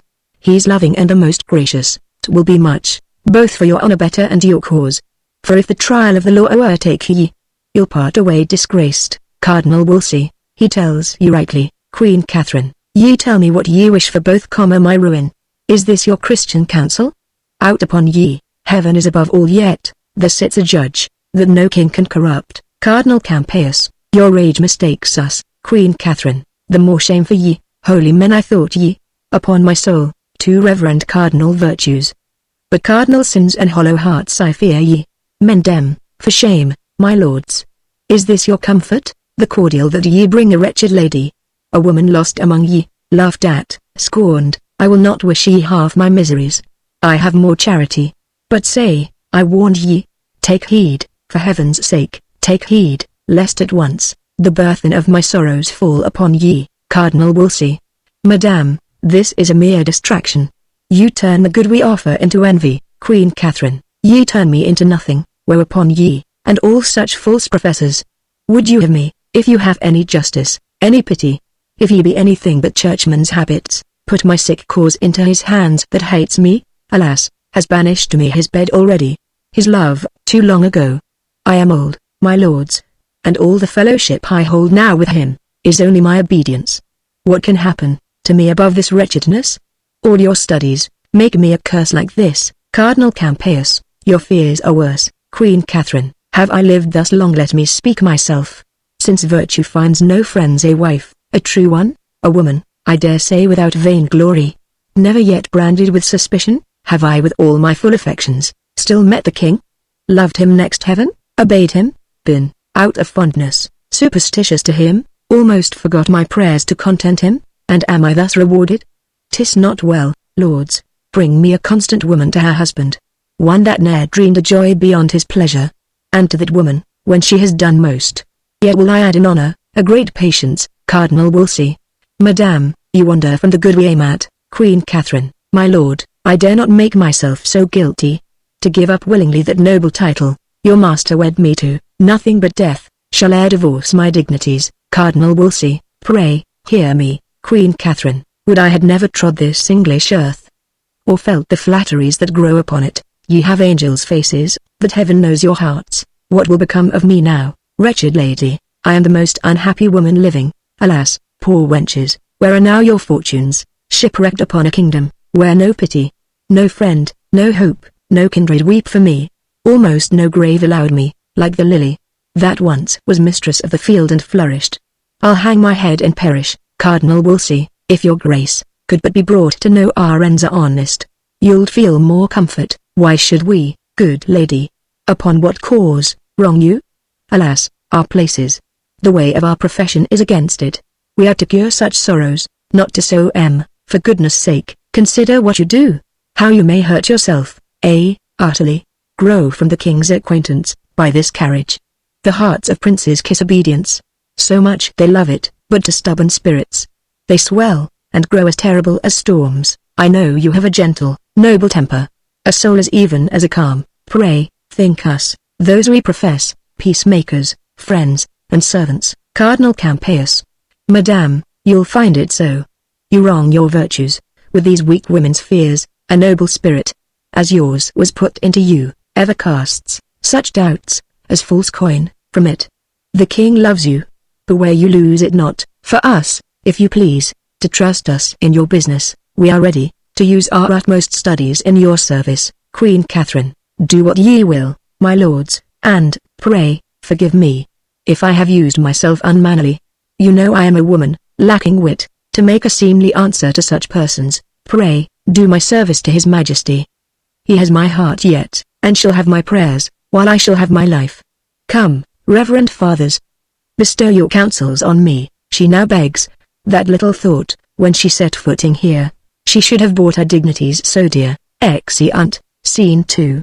Antechamber to King Henry VIII's apartment. Enter Norfolk, Suffolk, Surrey, and Chamberlain Norfolk. If you will now unite in your complaints, and force them with the constancy, the cardinal cannot stand under them. If you omit the offer of this time, I cannot promise, but that you shall sustain no new disgraces. With these you bear already. Surrey, I am joyful to meet the least occasion that may give me remembrance of my father-in-law, the Duke, to be revenged on him. Suffolk, which of the peers have uncontemned gone by him, or at least strangely neglected? When did he regard the stamp of nobleness in any person, out of himself? Chamberlain, my lords, you speak your pleasures. What he deserves of you and me I know. What we can do to him, though now the time gives way to us, I much fear. If you cannot bar his access to the king, never attempt anything on him, for he hath a witchcraft over the king's tongue. Norfolk, oh, fear him not. His spell in that is out. The king hath found matter against him that for ever mars the honey of his language. No, he's settled. Not to come off, in his displeasure. Sorry, sir. I should be glad to hear such news as this, once every hour. Norfolk, believe it, this is true. In the divorce his contrary proceedings are all unfolded wherein he appears, as I would wish mine enemy. Sorry, how came his practices to light? Suffolk, most strangely. Sorry, oh, how, Suffolk, the cardinal's letters to the Pope miscarried, and came to the eye o' the king, wherein was read, how that the cardinal did entreat his holiness, to stay the judgment o' the divorce, for if it did take place, I do, quoth he, perceive, my king is tangled in affection to a creature of the queen's, Lady Anne Boleyn. Sorry, has the king this? Suffolk, believe it. Sorry, will this work? Chamberlain, the king in this perceives him, how he coasts, and hedges his own way. But in this point, all his tricks founder, and he brings his physic, after his patient's death, the king already hath married the fair lady. Sorry, would he had. Suffolk, may you be happy in your wish, my lord, for, I profess, you have it. Sorry, now, all my joy, trace the conjunction. Suffolk, my amen tot. Norfolk, all men's. Suffolk, there's order given for her coronation. Marry, this is yet but young, and may be left to some ears unrecounted. But, my lords, she is a gallant creature, and complete, in mind and feature. I persuade me, from her, will fall some blessing to this land, which shall, in it be memorized. Sorry, but, will the king digest this letter of the cardinal's? The Lord forbid. Norfolk, marry, amen. Suffolk, no, no. There be more wasps that buzz about his nose, will make this sting the sooner. Cardinal Campeius, is ta'en away to Rome, hath ta'en no leave, has left the cause o' the king unhandled, and is posted, as the agent of our cardinal, to second all his plot. I do assure you, the king cried ha. At this, Chamberlain, now, God incense him, and let him cry ha. Louder, Norfolk, but, my lord, when returns Cranmer? Suffolk, he is returned in his opinions, which have satisfied the king for his divorce, together with all famous colleges, almost in Christendom. Shortly, I believe, his second marriage shall be published, and her coronation. Catherine no more shall be called queen, but Princess Dowager, and widow to Prince Arthur. Norfolk, this same Cranmer's a worthy fellow, and hath ta'en much pain in the king's business. Suffolk, he has, and we shall see him for it an archbishop. Norfolk, so I hear. Suffolk, 'tis so.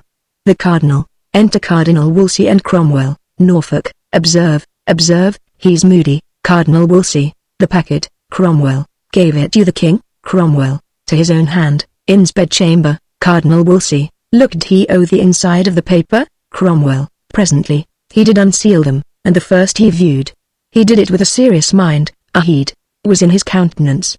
You he bade attend him here this morning. Cardinal Wolsey, is he ready to come abroad? Cromwell, I think, by this he is. Cardinal Wolsey, leave me a while. Exit Cromwell, aside, it shall be to the Duchess of Alencon, the French king's sister. He shall marry her. Anne Boleyn. No, I'll no Anne Boleyns for him. There's more in than fair visage. Boleyn, no, we'll no Boleyns. Speedily I wish to hear from Rome. The Marchioness of Pembroke. Norfolk, he's discontented. Suffolk, may be, he hears the king, does whet his anger to him. Sorry, sharp enough. Lord, for thy justice. Cardinal Wolsey, aside, the late queen's gentlewoman, a knight's daughter, to be her mistress. The queen's queen, this candle burns not clear, 'tis I must snuff it. Then out it goes. What though I know her virtuous, and well deserving? Yet I know her for a spleeny Lutheran, and not wholesome to our cause, that she should lie i' the bosom of our hard-ruled king. Again, there is sprung up an heretic, an arch one. Cranmer, one, hath crawled into the favour of the king, and is his oracle. Norfolk, he is vexed at something. Sorry, I would tweer something that would fret the string. The master cordon's heart. Enter King Henry VIII, reading of a schedule, and love. Suffolk, the king, King Henry VIII, what piles of wealth hath he accumulated, to his own portion, and what expense by the hour, seems to flow from him. How, by the name of thrift, does he rake this together? Now, my lords, saw you the cardinal? Norfolk, my lord, we have stood here observing him. Some strange commotion is in his brain. He bites his lip, and starts, stops on a sudden, looks upon the ground, then lays his finger on his temple. Straight, springs out into fast gait, then stops again. Strikes his breast hard, and anon he casts his eye against the moon, in most strange postures. We have seen him set himself, King Henry VIII, it may well be. There is a mutiny in his mind. This morning, papers of state he sent me to peruse, as I required, and what I found. The comma on my conscience, put unwittingly, forsooth, an inventory, thus importing the several parcels of his plate, his treasure, rich stuffs, and ornaments of household, which, I find at such proud rate, that it outspeaks possession of a subject, Norfolk, its heaven's will. Some spirit put this paper in the packet, to bless your eye withal, King Henry VIII, if we did think his contemplation were above the earth, and fixed on spiritual object, he should still dwell in his musings, but I am afraid, his thinkings are below the moon, not worth his serious considering. King Henry VIII takes his seat, whispers Lovell, who goes to Cardinal Wolsey. Cardinal Wolsey, heaven forgive me, ever God bless your highness, King Henry VIII, good my lord, you are full of heavenly stuff, and bear the inventory of your best graces in your mind, the which you are now running o'er. You have scarce time to steal from spiritual leisure a brief span, to keep your earthly audit. Sure, in that, I deem you an ill husband, and am glad to have you therein my companion, Cardinal Wolsey, sir. For holy offices I have a time, to think upon the part of business which, I bear I the state, and nature does require. Her times of preservation, which perforce, I, her frail son, amongst my brethren mortal, must give my tendance to. King Henry VIII, you have said well, Cardinal Wolsey, and ever may your highness yoke together, as I will lend you cause, my doing well, with my well saying, King Henry VIII, 'tis well said again, and 'tis a kind of good deed to say well, and yet words are no deeds. My father loved you, he said he did, and with his deed did crown his word upon you. Since I had my office, I have kept you next my heart, have not alone employed you where high profits might come home, but pared my present havings, to bestow my bounties upon you. Cardinal Wolsey, aside, what should this mean? Surrey, aside, the Lord increase this business. King Henry VIII, have I not made you the prime man of the state? I pray you, tell me, if what I now pronounce you have found true, and, if you may confess it, say withal, if you are bound to us or no. What say you, Cardinal Wolsey? My sovereign, I confess your royal graces, showered on me daily, have been more than could my studied purposes requite, which went beyond all man's endeavors. My endeavors have ever come too short of my desires, yet filed with my abilities, mine own ends have been mine, so that have more they pointed to the good of your most sacred person and the profit of the state. For your great graces, heaped upon me, poor undeserver, I can nothing render but allegiant thanks. My prayers to heaven for you, my loyalty, which ever has and ever shall be growing, till death, that winter, kill it. King Henry VIII, fairly answered. A loyal and obedient subject is, therein illustrated, the honor of it does pay the act of it, as, I the contrary, the foulness is the punishment.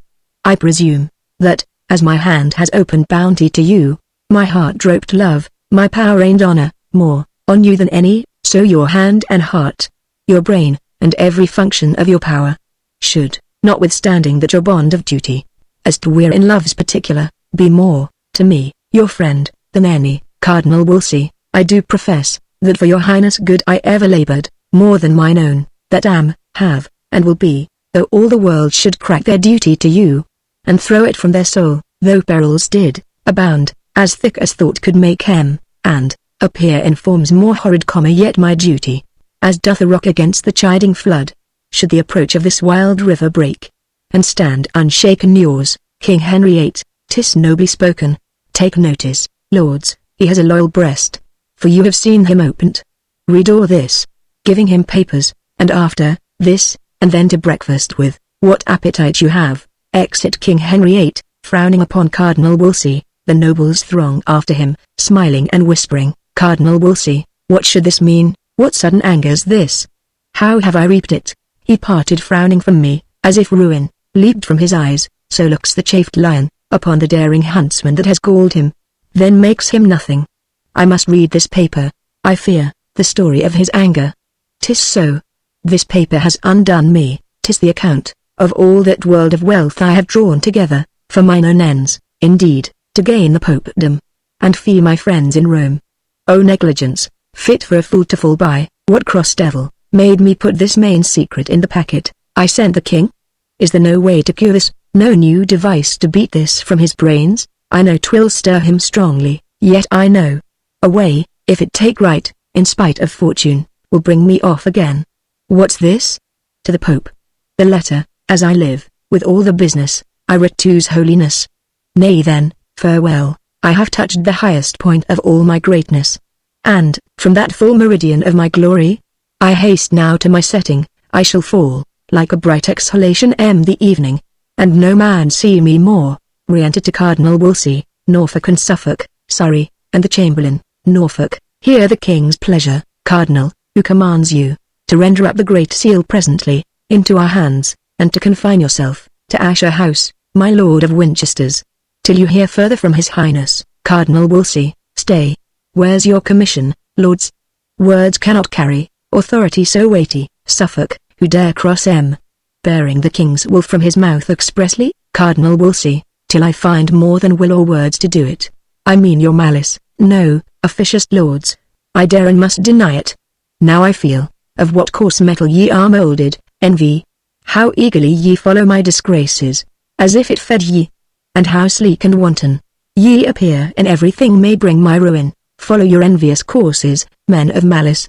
You have Christian warrant for and, no doubt, in time will find their fit rewards.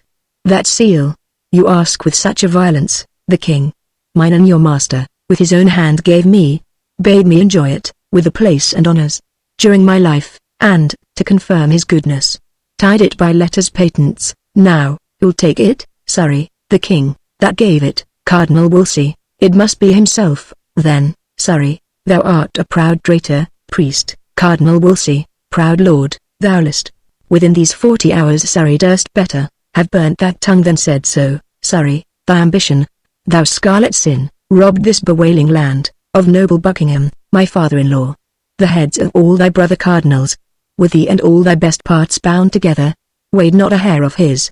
Plague of your policy, you send me deputy for Ireland, far from his succor, from the King, from all that might have mercy on the fault thou gavest him, whilst your great goodness, out of holy pity, absolved him with an axe. Cardinal Wolsey, this, and all else, this talking lord can lay upon my credit. I answer is most false. The Duke by law, found his deserts, how innocent I was, from any private malice in his end. His noble jury and foul cause can witness. If I loved many words, Lord, I should tell you, you have as little honesty as honor. That in the way of loyalty and truth, toward the King, my ever-royal master, dare mate to sound a man than Surrey can be, and all that love his follies. Surrey, by my soul, your long coat, priest, protects you. Thou shouldst feel, my sword I the life-blood of thee else. My lords, can ye endure here this arrogance, and from this fellow?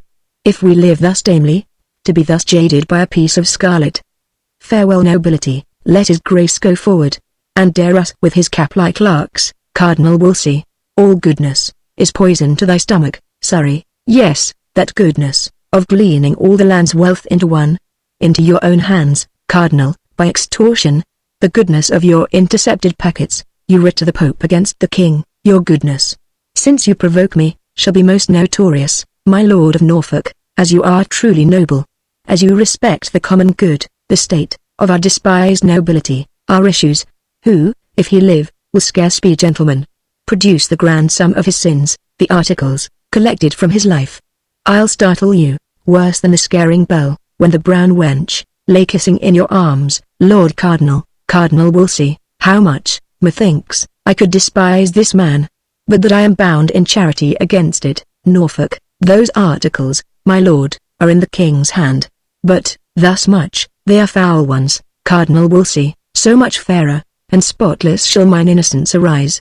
When the King knows my truth, Surrey, this cannot save you. I thank my memory, I yet remember some of these articles, and out they shall. Now, if you can blush and cry guilty, Cardinal, you'll show a little honesty. Cardinal Wolsey, speak on, sir. I dare your worst objections. If I blush, it is to see a nobleman want manners. Surrey, I had rather want those than my head.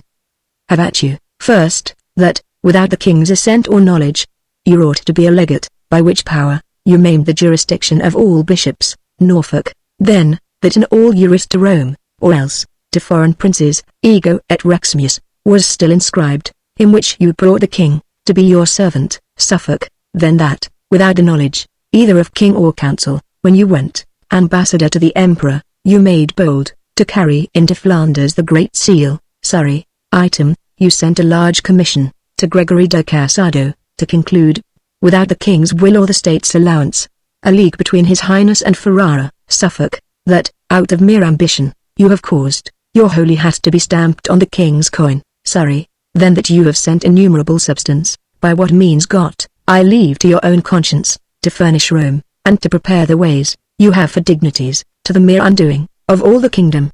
Many more there are, which, since they are of you, and odious, I will not taint my mouth with. Chamberlain, O my lord, press not a falling man too far. 'Tis virtue. His faults lie open to the laws. Let them, not you, correct him. My heart weeps to see him, so little of his great self. Surrey, I forgive him. Suffolk, Lord Cardinal, the king's further pleasure is, because all those things you have done of late, by your power legatine, within this kingdom, fall into the compass of a praemunire, that therefore such a writ be sued against you, to forfeit all your goods, lands, tenements, chattels, and whatsoever, and to be, out of the king's protection. This is my charge, Norfolk, and so we'll leave you to your meditations, how to live better. For your stubborn answer, about the giving back the Great Seal to us, the king shall know it, and, no doubt, shall thank you, so fare you well, my little good Lord Cardinal. Exeunt all but Cardinal Wolsey. Cardinal Wolsey, so farewell to the little good you bear me, farewell. A long farewell, to all my greatness. This is the state of man. Today he puts forth the tender leaves of hopes, tomorrow blossoms, and bears his blushing honours thick upon him. The third day comes a frost, a killing frost. And, when he thinks, good easy man, full surely, his greatness is a ripening, nips his root, and then he falls, as I do. I have ventured, like little wanton boys that swim on bladders, this many summers in a sea of glory. But far beyond my depth, my high-blown pride, at length broke under me and now has left me, weary and old with service, to the mercy of a rude stream, that must forever hide me. Vain pomp and glory of this world, I hate ye. I feel my heart new opened. Oh, how wretched is that poor man that hangs on princes' favours. There is, betwixt that smile we would aspire to, that sweet aspect of princes, and their ruin, more pangs and fears than wars or women have. And when he falls like Lucifer, never to hope again. Enter Cromwell, and stands amazed. Why, how now, Cromwell, Cromwell, I have no power to speak, sir. Cardinal Wolsey, what, amazed, at my misfortunes? Can thy spirit wonder, a great man should decline? Nay, and you weep.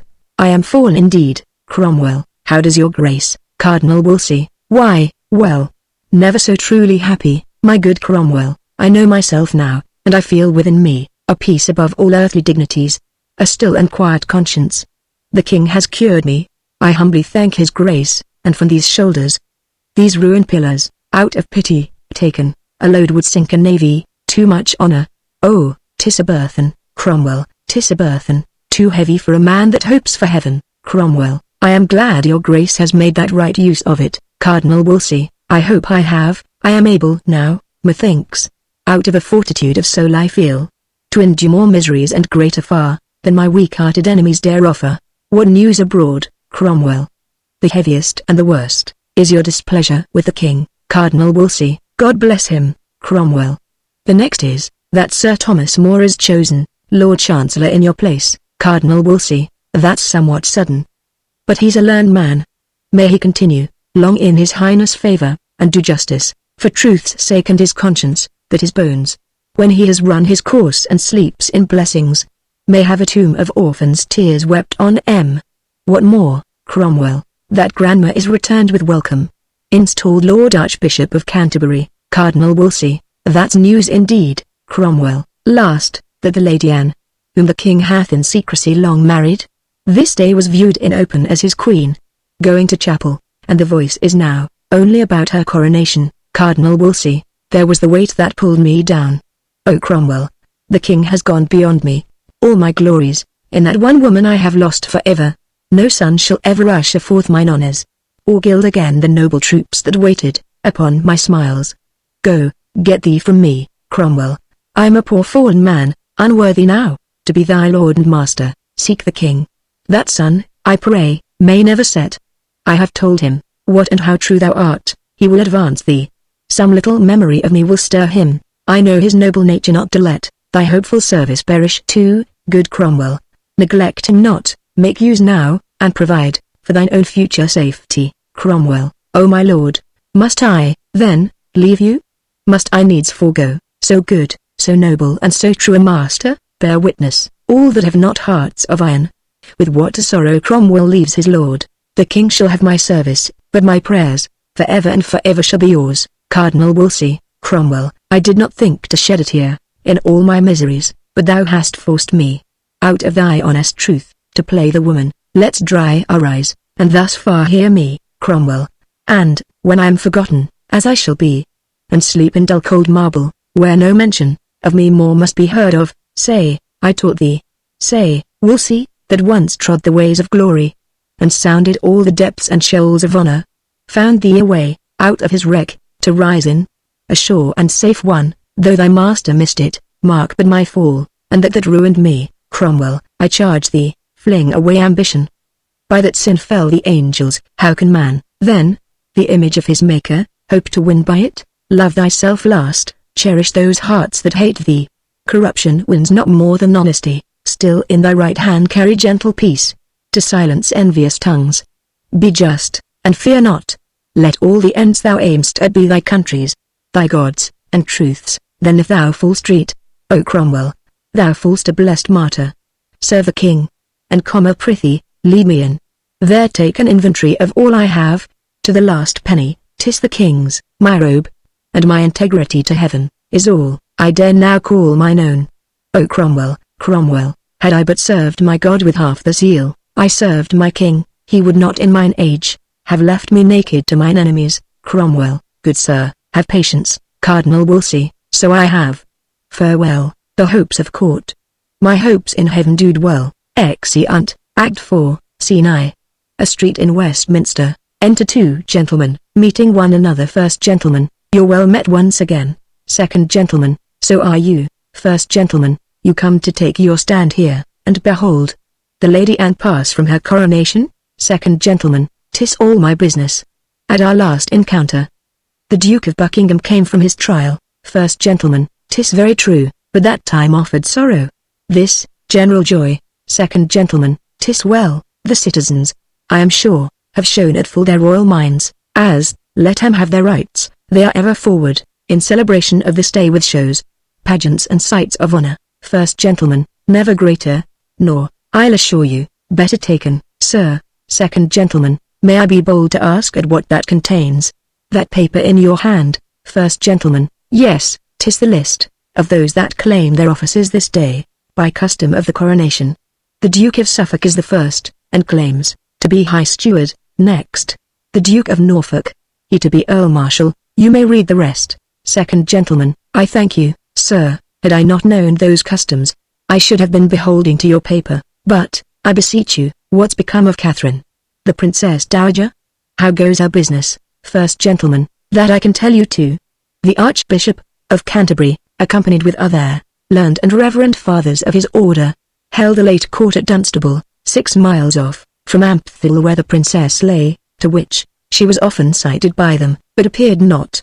And, to be short, for not appearance and the king's late scruple, by the main assent of all these learned men she was divorced, and the late marriage made of none effect, since which she was removed to Kimbolton, where she remains now sick. Second gentleman, alas, good lady, trumpets. The trumpets sound. Stand close, the Queen is coming. Ho boys. The order of the coronation. 1. A lively flourish of trumpets. 2. Then, 2 judges. 3. Lord Chancellor, with the purse and mace, before him. 4.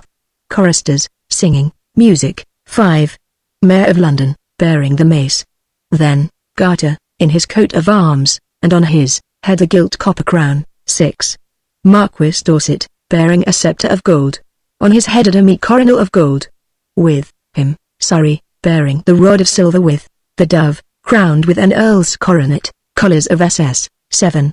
Suffolk, in his robe of estate, his coronet, on his head, bearing a long white wand, as High Steward. With him, Norfolk, with the rod of marshalship, a coronet on his head. Colours of SS. 8. A canopy borne by 4 of the Cinque Ports. Under it, Queen Anne in her robe, in her hair, richly adorned with pearl, crowned. On each side her, the bishops of London and Winchester. 9. The old Duchess of Norfolk, in a coronal of gold, wrought with flowers, bearing Queen Anne's train. 10. Certain ladies or countesses, with plain circlets of gold without flowers. They pass over the stage in order and state. Second gentleman, a royal train, believe me. These I know. Who's that bears the sceptre? First gentleman, Marquis Dorset.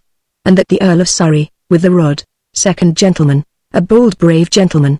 That should be the Duke of Suffolk. First gentleman, 'tis the same, High Steward. Second gentleman, and that my Lord of Norfolk. First gentleman, yes.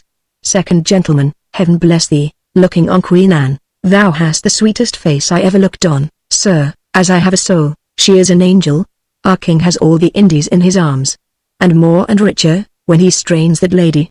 I cannot blame his conscience. First gentleman, they that bear the cloth of honour over her, are 4 barons, of the Cinque Ports. Second gentleman, those men are happy, and so are all are near her. I take it, she that carries up the train, is that old noble lady, Duchess of Norfolk. First gentleman, it is, and all the rest are countesses. Second gentleman, their coronets say so. These are stars indeed, and sometimes falling ones. First gentleman, no more of that. Exit procession, and then a great flourish of trumpets. Enter a third gentleman. First gentleman, God save you, sir. Where have you been broiling? Third gentleman, among the crowd I the abbey, where a finger could not be wedged in more. I am stifled with the mere rankness of their joy. Second gentleman, you saw the ceremony? Third gentleman, that I did. First gentleman, how was it? Third gentleman, well worth the seeing. Second gentleman, good sir, speak it to us. Third gentleman, as well as I am able.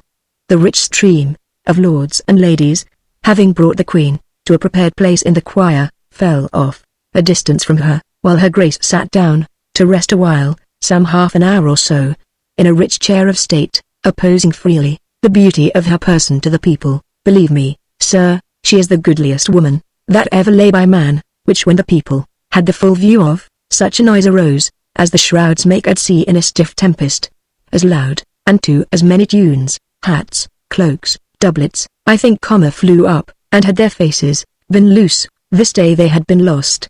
Such joy I never saw before. Great-bellied women, that had not half a week to go, like rams, in the old time of war, would shake the press, and make em reel before em. No man living could say this is my wife there. All were woven so strangely in one piece. Second gentleman, but what followed? Third gentleman, at length her grace rose, and with modest paces, came to the altar, where she kneeled, and saint-like, cast her fair eyes to heaven and prayed devoutly, then rose again and bowed her to the people. When by the Archbishop of Canterbury, she had all the royal makings of a queen, as holy oil, Edward Confessor's crown, the rod, and bird of peace, and all such emblems, laid nobly on her, which performed, the choir, with all the choicest music of the kingdom, together sung dumb. So she parted, and with the same full state paced back again, to York Place, where the feast is held. First gentleman, sir, you must no more call it York Place, that's past. For, since the cardinal fell, that title's lost. 'Tis now the king's, and called Whitehall. Third gentleman, I know it, but 'tis so lately altered, that the old name is fresh about me. Second gentleman, what 2 reverend bishops were those that went on each side of the queen? Third gentleman, Stokesley and Gardiner, the one of Winchester, newly preferred from the king's secretary, the other, London. Second gentleman, he of Winchester, is held no great good lover of the archbishops, the virtuous Cranmer. Third gentleman, all the land knows that. However, yet there is no great breach, when it comes. Cranmer will find a friend will not shrink from him. Second gentleman, who may that be, I pray you? Third gentleman, Thomas Cromwell, a man in much esteem with the king, and truly, a worthy friend. The king has made him master, the Jewel House, and one, already, of the Privy Council. Second gentleman, he will deserve more. Third gentleman, yes, without all doubt. Come, gentlemen, Ye shall go my way, which is to the court, and the ye shall be my guests. Something I can command. As I walk thither, I'll tell ye more, both. You may command us, sir. Exeunt. Scene 2. Kim Bolton. Enter Catherine, Dowager, sick, led between Griffith, her gentleman usher, and Patience, her woman. Griffith. How does your grace, Catherine? Oh Griffith, sick to death, my legs, like loaden branches, bow to the earth, willing to leave their burthen. Reach a chair. So, now, methinks, I feel a little ease. Didst thou not tell me, Griffith, as thou ledst me, that the great child of honour, Cardinal Wolsey, was dead? Griffith. Yes, madame, but I think your grace, out of the pain you suffered, gave no it aught. Catherine. Prithee, good Griffith, tell me how he died. If well, he stepped before me, happily, for my example. Griffith. Well, the voice goes, madame.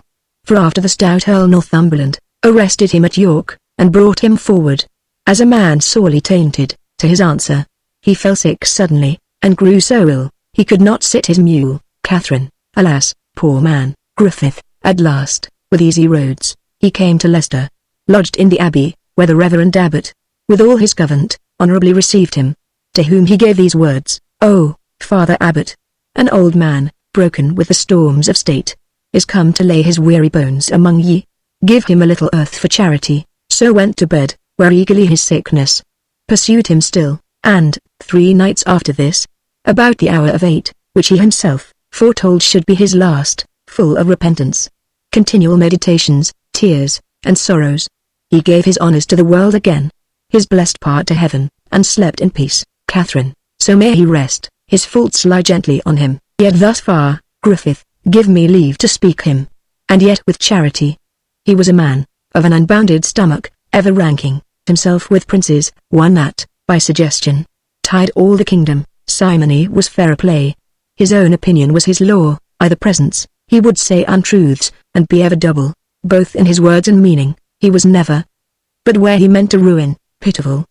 His promises were, as he then was, mighty, but his performance, as he is now, nothing. Of his own body he was ill, and gave the clergy an example. Griffith. Noble madam, men's evil manners live in brass, their virtues, we write in water. May it please your highness, to hear me speak as good now? Catherine. Yes, good Griffith. I were malicious else. Griffith. This cardinal, though from an humble stock, undoubtedly, was fashioned to much honour from his cradle. He was a scholar, and a ripe and good one, exceeding wise, fair-spoken, and persuading, lofty and sour to them that loved him not, but to those men that sought him sweet as summer. And though he were unsatisfied in getting, which was a sin, yet in bestowing, madame, he was most princely. Ever witness for him, those twins of learning that he raised anew, Ipswich and Oxford, one of which fell with him, unwilling to outlive the good that did it, the other, though unfinished, yet so famous, so excellent in art, and still so rising, that Christendom shall ever speak his virtue. His overthrow heaped happiness upon him, for then, and not till then, he felt himself, and found the blessedness of being little, and, to add greater honours to his age, than man could give him, he died fearing God. Catherine. After my death I wish no other herald, no other speaker of my living actions, to keep mine honour from corruption, but such an honest chronicler as Griffith, whom I most hated living. Thou hast made me, with thy religious truth and the modesty, now in his ashes honour, peace be with him. Patience, be near me still, and set me lower. I have not long to trouble thee.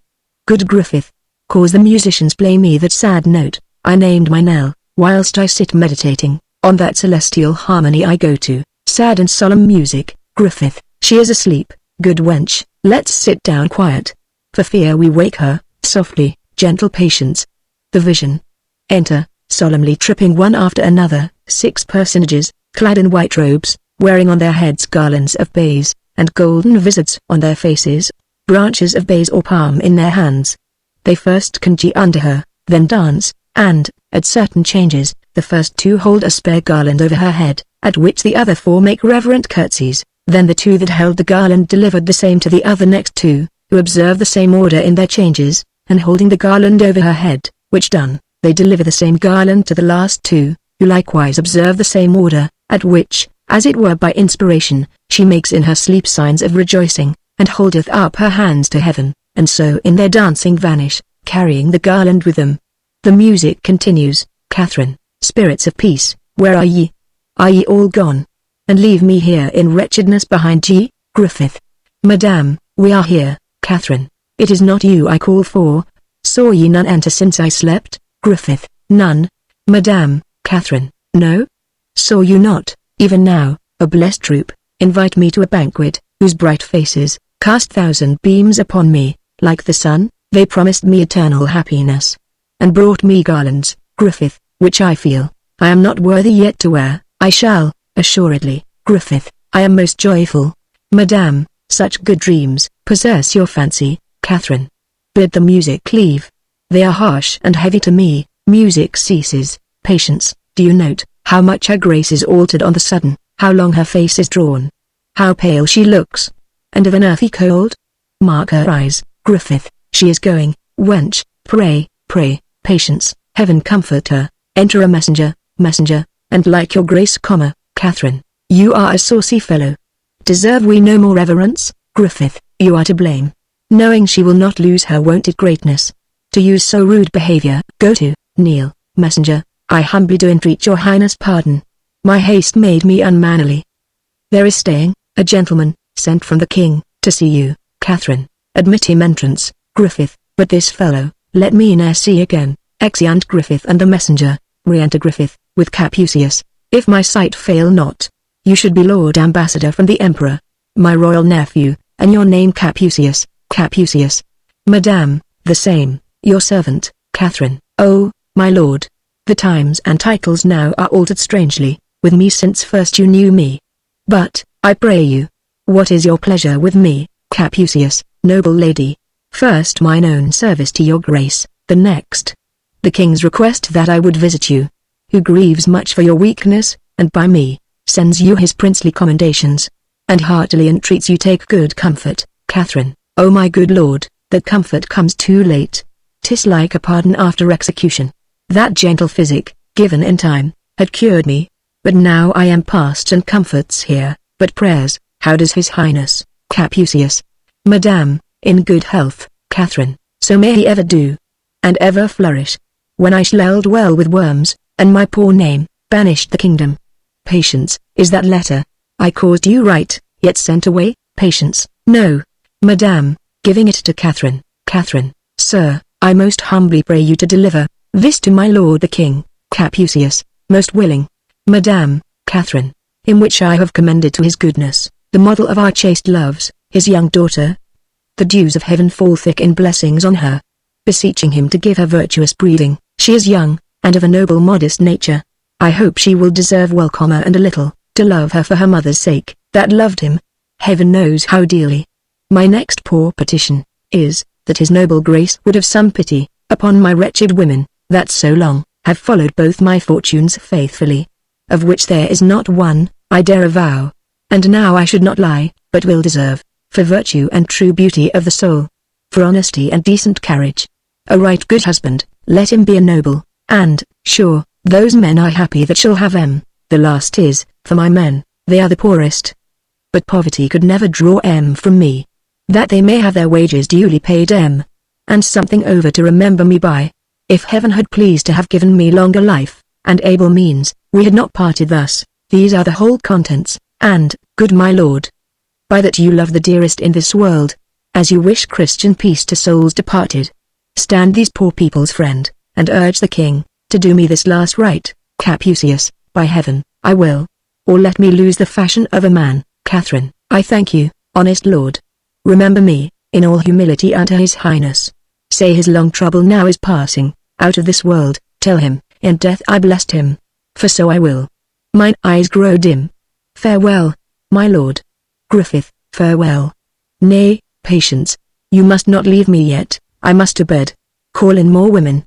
When I am dead, good wench, let me be used with honor. Strew me over with maiden flowers, that all the world may know I was a chaste wife to my grave. Embalm me, then lay me forth, although unqueened, yet like a queen, and daughter to a king. Inter me, I can no more. Exeunt. Leading Catherine. Act 5, Scene I. London. A gallery in the palace. Enter Gardiner, Bishop of Winchester. A page with a torch before him, met by lovely gardener. It's 1 o'clock, boy, is't not, boy? It hath struck, gardener. These should be hours for necessities, not for delights, times to repair our nature, with comforting repose, and not for us, to waste these times. Good hour of night, Sir Thomas, whither so late, love? Came you from the king, my lord, gardener? I did, Sir Thomas, and left him at Primero, with the Duke of Suffolk, love. I muster him too, before he go to bed. I'll take my leave, gardener. Not yet, Sir Thomas, love. What's the matter? It seems you are in haste, and if there be no great offence belongs to't, give your friend some touch of your late business, affairs, that walk, as they say spirits do, at midnight, have, in them a wilder nature than the business, that seeks dispatch by day, love. My lord, I love you, and durst commend a secret to your ear, much weightier than this work. The queen's in labour, they say, in great extremity, and feared, she'll with the labour end, gardener, the fruit she goes with. I pray for heartily, that it may find good time, and live. But for the stock, Sir Thomas, I wish it grubbed up now, love. Methinks I could, cry the amen, and yet my conscience says, she's a good creature, and, sweet lady, does deserve our better wishes, gardener. But, sir, hear me, Sir Thomas, you're a gentleman, of mine own way, I know you wise, religious, and, let me tell you, it will ne'er be well. 'Twill not, Sir Thomas, love. Take it of me, till Cranmer, Cromwell, her 2 hands, and she, sleep in their graves, love. Now, sir, you speak of 2. The most remarked are the kingdom. As for Cromwell, beside that of a jewel house, is made master, the rolls, and the king's secretary, further, sir, stands in the gap and trade of mo preferments, with which the time will load him. The archbishop, is the king's hand and tongue, and who dare speak 1 syllable against him? Gardener. Yes, Sir Thomas, there are that dare, and I myself have ventured to speak my mind of him, and indeed this day, sir, I may tell it you, I think I have incensed the lords o' the council, that he is, for so I know he is, they know he is, a most arch heretic, a pestilence, that does infect the land, with which they moved, have broken with the king, who hath so far given ear to our complaint, of his great grace, and princely care foreseeing those fell mischiefs, our reasons laid before him, hath commanded, tomorrow morning to the council board, he be convented. He's a rank weed, Sir Thomas, and we must root him out. From your affairs, I hinder you too long. Good night, Sir Thomas, love. Many good nights, my lord. I rest your servant, exeunt gardener and page. Enter King Henry VIII and Suffolk. King Henry VIII, Charles, I will play no more tonight. My mind's not on't, you are too hard for me. Suffolk, sir, I did never win of you before. King Henry VIII, but little, Charles, nor shall not, when my fancy's on my play. Now, love, from the Queen what is the news? Love, I could not personally deliver to her what you commanded me, but by her woman, I sent your message, who returned her thanks, in the greatest humbleness, and desired your highness, most heartily to pray for her. King Henry VIII, what sayst thou? To pray for her? What, is she crying out, love? So said her woman, and that her sufferance made, almost each pang a death. King Henry VIII, alas, good lady, Suffolk, God safely quit her of her burthen, and, with gentle travail, to the gliding of, your highness with an air. King Henry VIII, 'tis midnight, Charles, prithee, to bed, and in thy prayers remember the estate of my poor queen. Leave me alone, for I must think of that which company would not be friendly to. Suffolk, I wish your highness a quiet night, and my good mistress will remember in my prayers. King Henry VIII, Charles, good night. Exit Suffolk. Enter Denny. Well, sir, what follows? Denny, sir, I have brought my lord the archbishop, as you commanded me. King Henry VIII, Canterbury? Denny, my good lord. King Henry VIII, 'tis true. Where is he? Denny, he attends your highness' pleasure. Exit Denny. Love, aside, this is about that which the bishop spake. I am happily come hither. Re-enter Denny, with Cranmer. King Henry VIII, avoid the gallery. Love, who seems to stay. I have said, begone. What? Exeunt Love and Denny. Cranmer, aside, I am fearful. Wherefore frowns he thus? 'Tis his aspect of terror. All's not well. King Henry VIII, how now, my lord? You desire to know, wherefore I sent for you. Cranmer, kneeling, it is my duty to attend your highness' pleasure. King Henry VIII, pray you, arise. My good and gracious Lord of Canterbury, come, you and I must walk it turn together. I have news to tell you, come, come, give me your hand. Ah, my good lord, I grieve at what I speak, and am right sorry to repeat what follows. I have, and most unwillingly, of late, heard many grievous, I do say, my lord, grievous complaints of you, which, being considered, have moved us in our council, that you shall, this morning come before us, where, I know, you cannot with such freedom purge yourself, but that, till further trial in those charges, which will require your answer, you must take your patience to you, and be well contented, to make your house our tower. You a brother of us. It fits we thus proceed, or else no witness would come against you. Cranmer, kneeling, I humbly thank your highness, and am right glad to catch this good occasion, most throughly to be winnowed, where my chaff and corn shall fly asunder, for, I know, there's none stands under more calumnious tongues, than I myself, poor man. King Henry VIII, stand up, good Canterbury. Thy truth and thy integrity is rooted in us, thy friend. Give me thy hand, stand up. Prithee, let's walk. Now, by my holiday, what manner of man are you? My lord, I looked, you would have given me your petition, that I should have ta'en some pains to bring together yourself and your accusers, and to have heard you without endurance. Further, Cranmer, most dread liege, the good I stand on is my truth and honesty. If they shall fail, I, with mine enemies, will triumph for my person, which I weigh not, being of those virtues vacant. I fear nothing. What can be said against me? King Henry VIII, know you not how your state stands I the world, with the whole world? Your enemies are many, and not small. Their practices must bear the same proportion, and not ever. The justice and the truth owe the question carries, the due owe the verdict with it. At what ease might corrupt minds procure knaves as corrupt, to swear against you? Such things have been done. You are potently opposed, and with a malice of as great size. We knew of better luck, I mean, in perjured witness, than your master, whose minister you are, whiles here he lived, upon this naughty earth.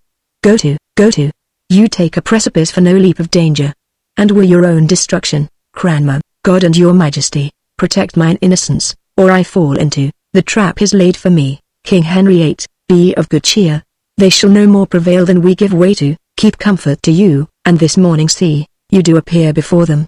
If they shall chance, in charging you with matters, to commit you, the best persuasions to the contrary, fail not to use, and with what vehemency, the occasion shall instruct you. If entreaties will render you no remedy, this ring, deliver them, and your appeal to us, the make before them. Look, the good man weeps, he's honest, on mine honor.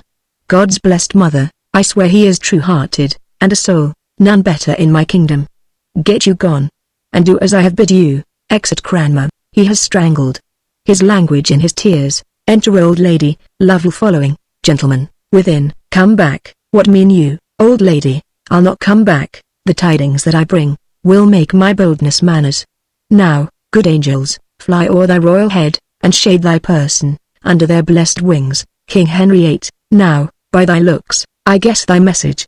Is the Queen delivered? Say, ay, and of a boy, old lady, ay, my liege, and of a lovely boy, the God of heaven, both now and ever bless her. 'Tis a girl, promises boys hereafter. Sir, your Queen desires your visitation, and to be acquainted with the stranger. 'Tis as like you, as cherry is to cherry. King Henry VIII, love, sir. King Henry VIII, give her 100 marks. I'll to the Queen, exit, old lady, 100 marks. By this light, I'll ha more, an ordinary groom is for such payment. I will have more, or scold it out of him. Said I for this, the girl was like to him, I will have more, or else unsate. And now, while it is hot, I'll put it to the issue. Exeunt. Scene 2. Before the council chamber. Pursue I Vance, pages, and see. Attending, enter Cranmer. I hope I am not too late, and yet the gentleman that was sent to me from the council prayed me to make great haste. All fast? What means this? Ho, who waits there? Sure, you know me? Enter keeper. Yes, my lord. But yet I cannot help you. Cranmer, why? Enter Dr. Butts. Keeper, your grace must wait till you be called for. Cranmer, so, Dr. Butts, aside, this is a piece of malice. I am glad I came this way so happily. The king shall understand it presently. Exit. Cranmer, aside, 'tis Butts, the king's physician, as he passed along. How earnestly he cast his eyes upon me, pray heaven, he sound not my disgrace. For certain, this is a purpose laid by some that hate me, God turn their hearts. I never sought their malice, to quench mine honour, they would shame to make me, wait else adore, a fellow counsellor, mong boys, grooms, and lackeys. But their pleasures, must be fulfilled, and I attend with patience. Enter the King Henry VIII and Dr. Butts at a window above. Dr. Butts, I'll show your grace the strangest sight. King Henry VIII, what's that, Butts? Dr. Butts, I think your highness saw this many a day. King Henry VIII, body o' me, where is it? Dr. Butts, there, my lord. The high promotion of his Grace of Canterbury, who holds his state adore, mongst pursue I vance. Pages, and footboys, King Henry VIII, ha! 'Tis he, indeed. Is this the honour they do one another? 'Tis well there's one above yet.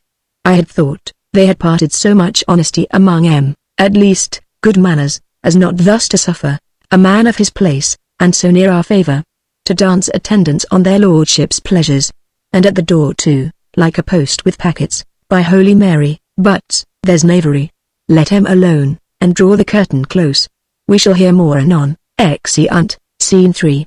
The Council Chamber. Enter Chancellor, places himself at the upper end of the table on the left hand, a seat being left void above him, as for Cranmer's seat. Suffolk, Norfolk, Surrey, Chamberlain, Gardiner, seat themselves in order on each side. Cromwell at lower end, as Secretary. Keeper at the door. Chancellor, speak to the business. Master Secretary, why are we met in council? Cromwell, please your honours.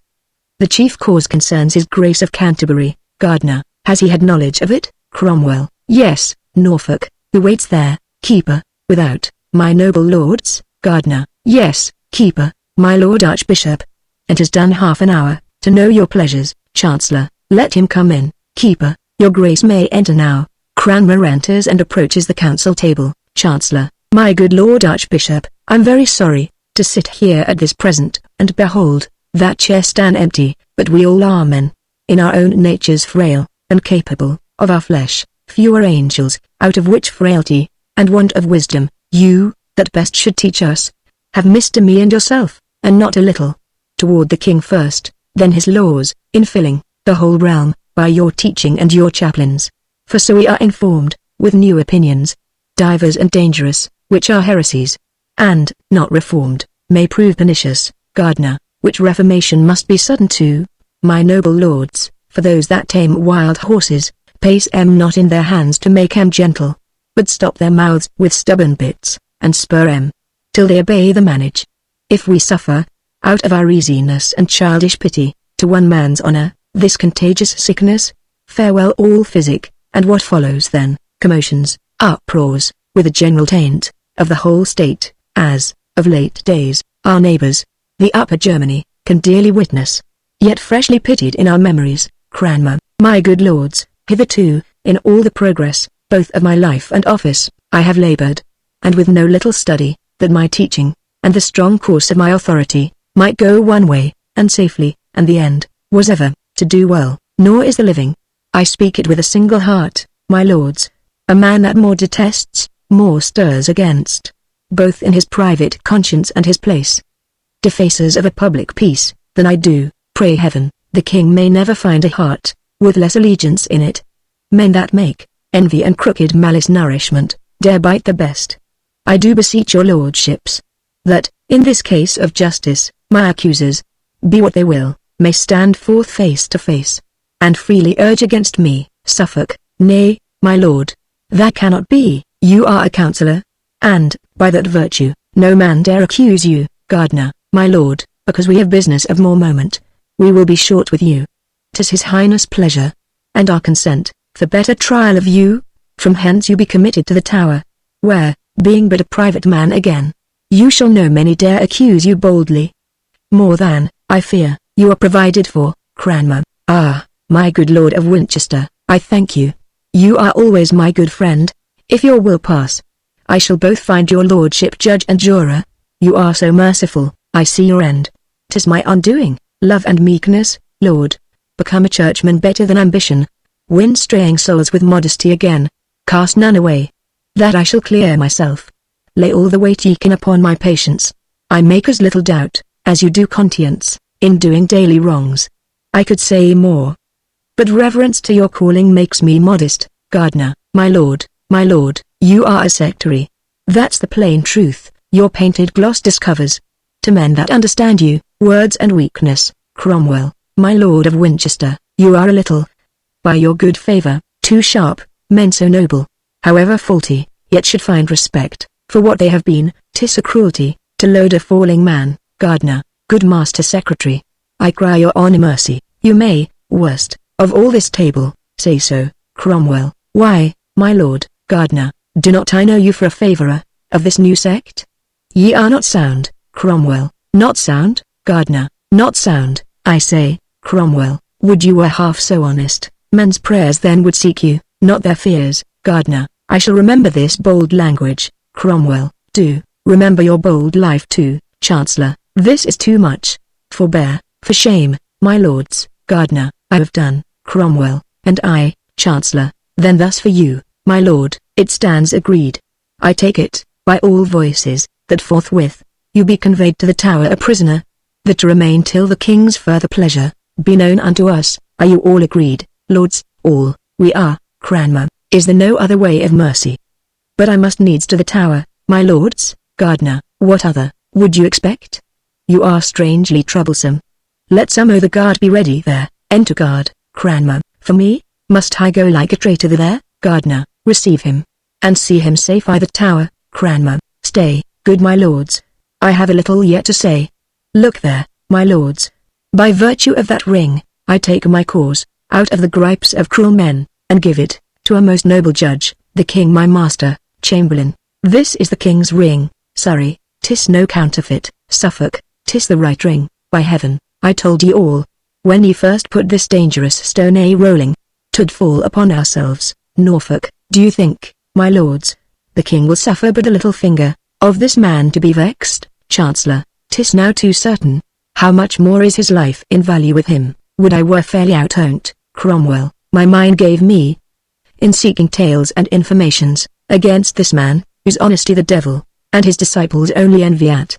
Ye blew the fire that burns ye, now have at ye. Enter king, frowning on them, takes his seat. Gardener, dread sovereign, how much are we bound to heaven, in daily thanks, that gave us such a prince, not only good and wise, but most religious, one that, in all obedience, makes the church the chief aim of his honor, and, to strengthen that holy duty, out of dear respect, his royal self in judgment comes to hear the cause betwixt her and this great offender. King Henry VIII, you were ever good at sudden commendations.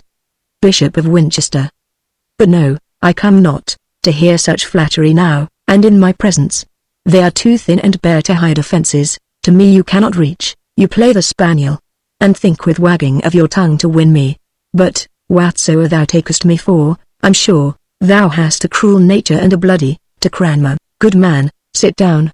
Now let me see the proudest, he, that dares most, but wag his finger at thee.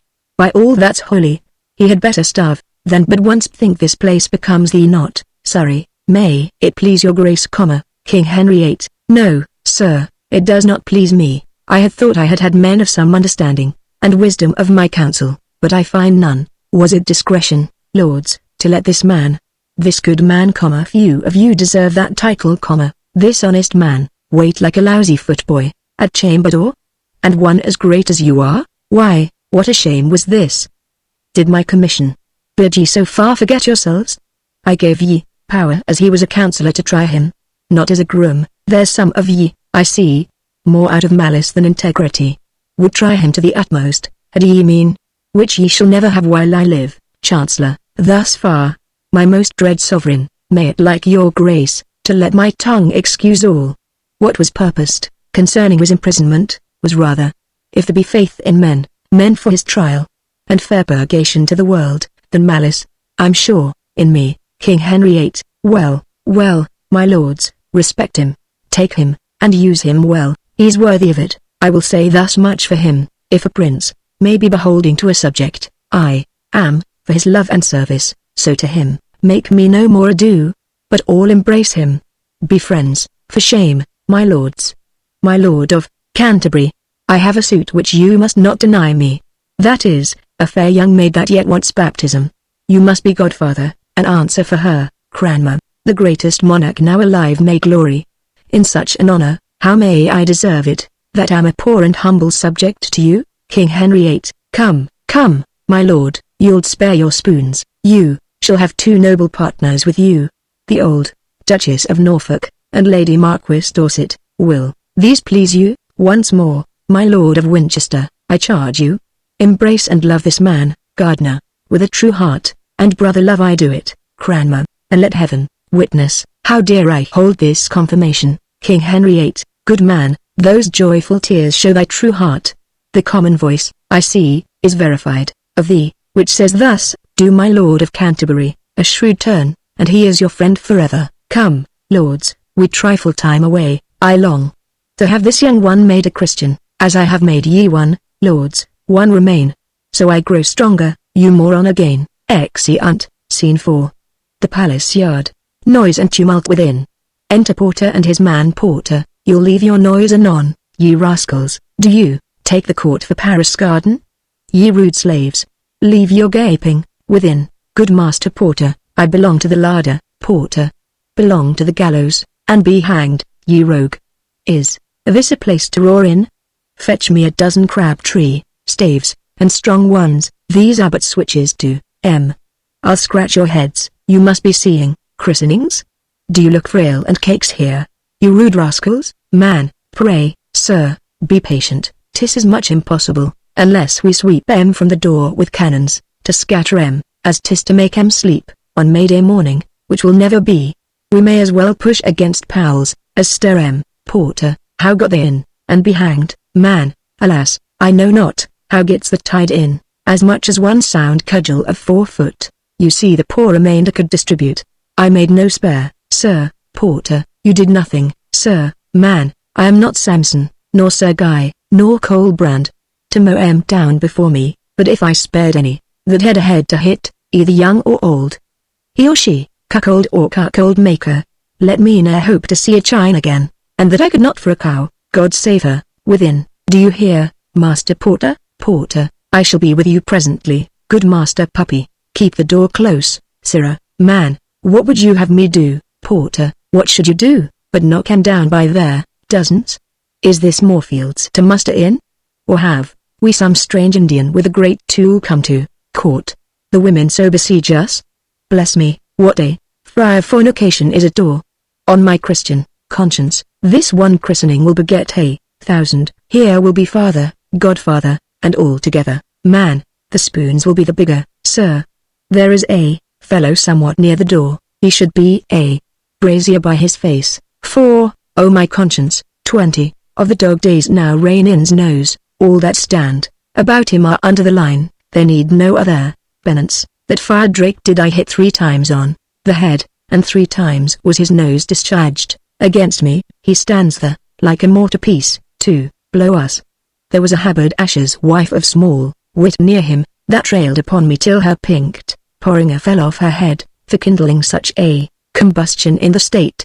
I missed the meteor once, and hit that woman, who cried out clubs, when I might see from far some 40 truncheoners draw to her succor, which were the hope o' the Strand, where she was quartered. They fell on, I made good my place. At length they came to the broomstaff to me. I defied still, when suddenly a file of boys behind loose shot, delivered such a shower of pebbles, that I was fain to draw mine honor in, and let win the work. The devil was amongst I think. Surely, Porter, these are the youths that thunder at a playhouse, and fight for bitten apples, that no audience, but the tribulation of Tower Hill, or the limbs of Limehouse, their dear brothers, are able to endure. I have some of in limbo patrum, and they are like to dance these 3 days, besides the running banquet of 2 beadles that is to come. Enter Chamberlain. Chamberlain, mercy o' me, what a multitude are here. They grow still too, from all parts they are coming, as if we kept a fair here. Where are these porters? These lazy knaves? Ye have made a fine hand, fellows. There's a trim rabble let in. Are all these your faithful friends o' the suburbs? We shall have great store of room, no doubt, left for the ladies, when they pass back from the christening. Porter, and please, your honor. We're but men, and what so many may do, not being torn a pieces, we have done. An army cannot rule Chamberlain, as I live. If the king blame me for't, I'll lay ye all, by the heels, and suddenly, and on your heads. Clap round fines for neglect, ye are lazy knaves. And here ye lie baiting at bombards, when ye should do service. Hark! The trumpets sound. They're come already from the christening. Go, break among the press, and find a way out, to let the troop pass fairly, or I'll find a marshalsea shall hold ye play these 2 months. Porter, make way there for the princess. Man, you great fellow, stand close up, or I'll make your head ache. Porter, you either camlet, get up o' the rail. I'll peck you o'er the pales else. Exeunt, Scene V.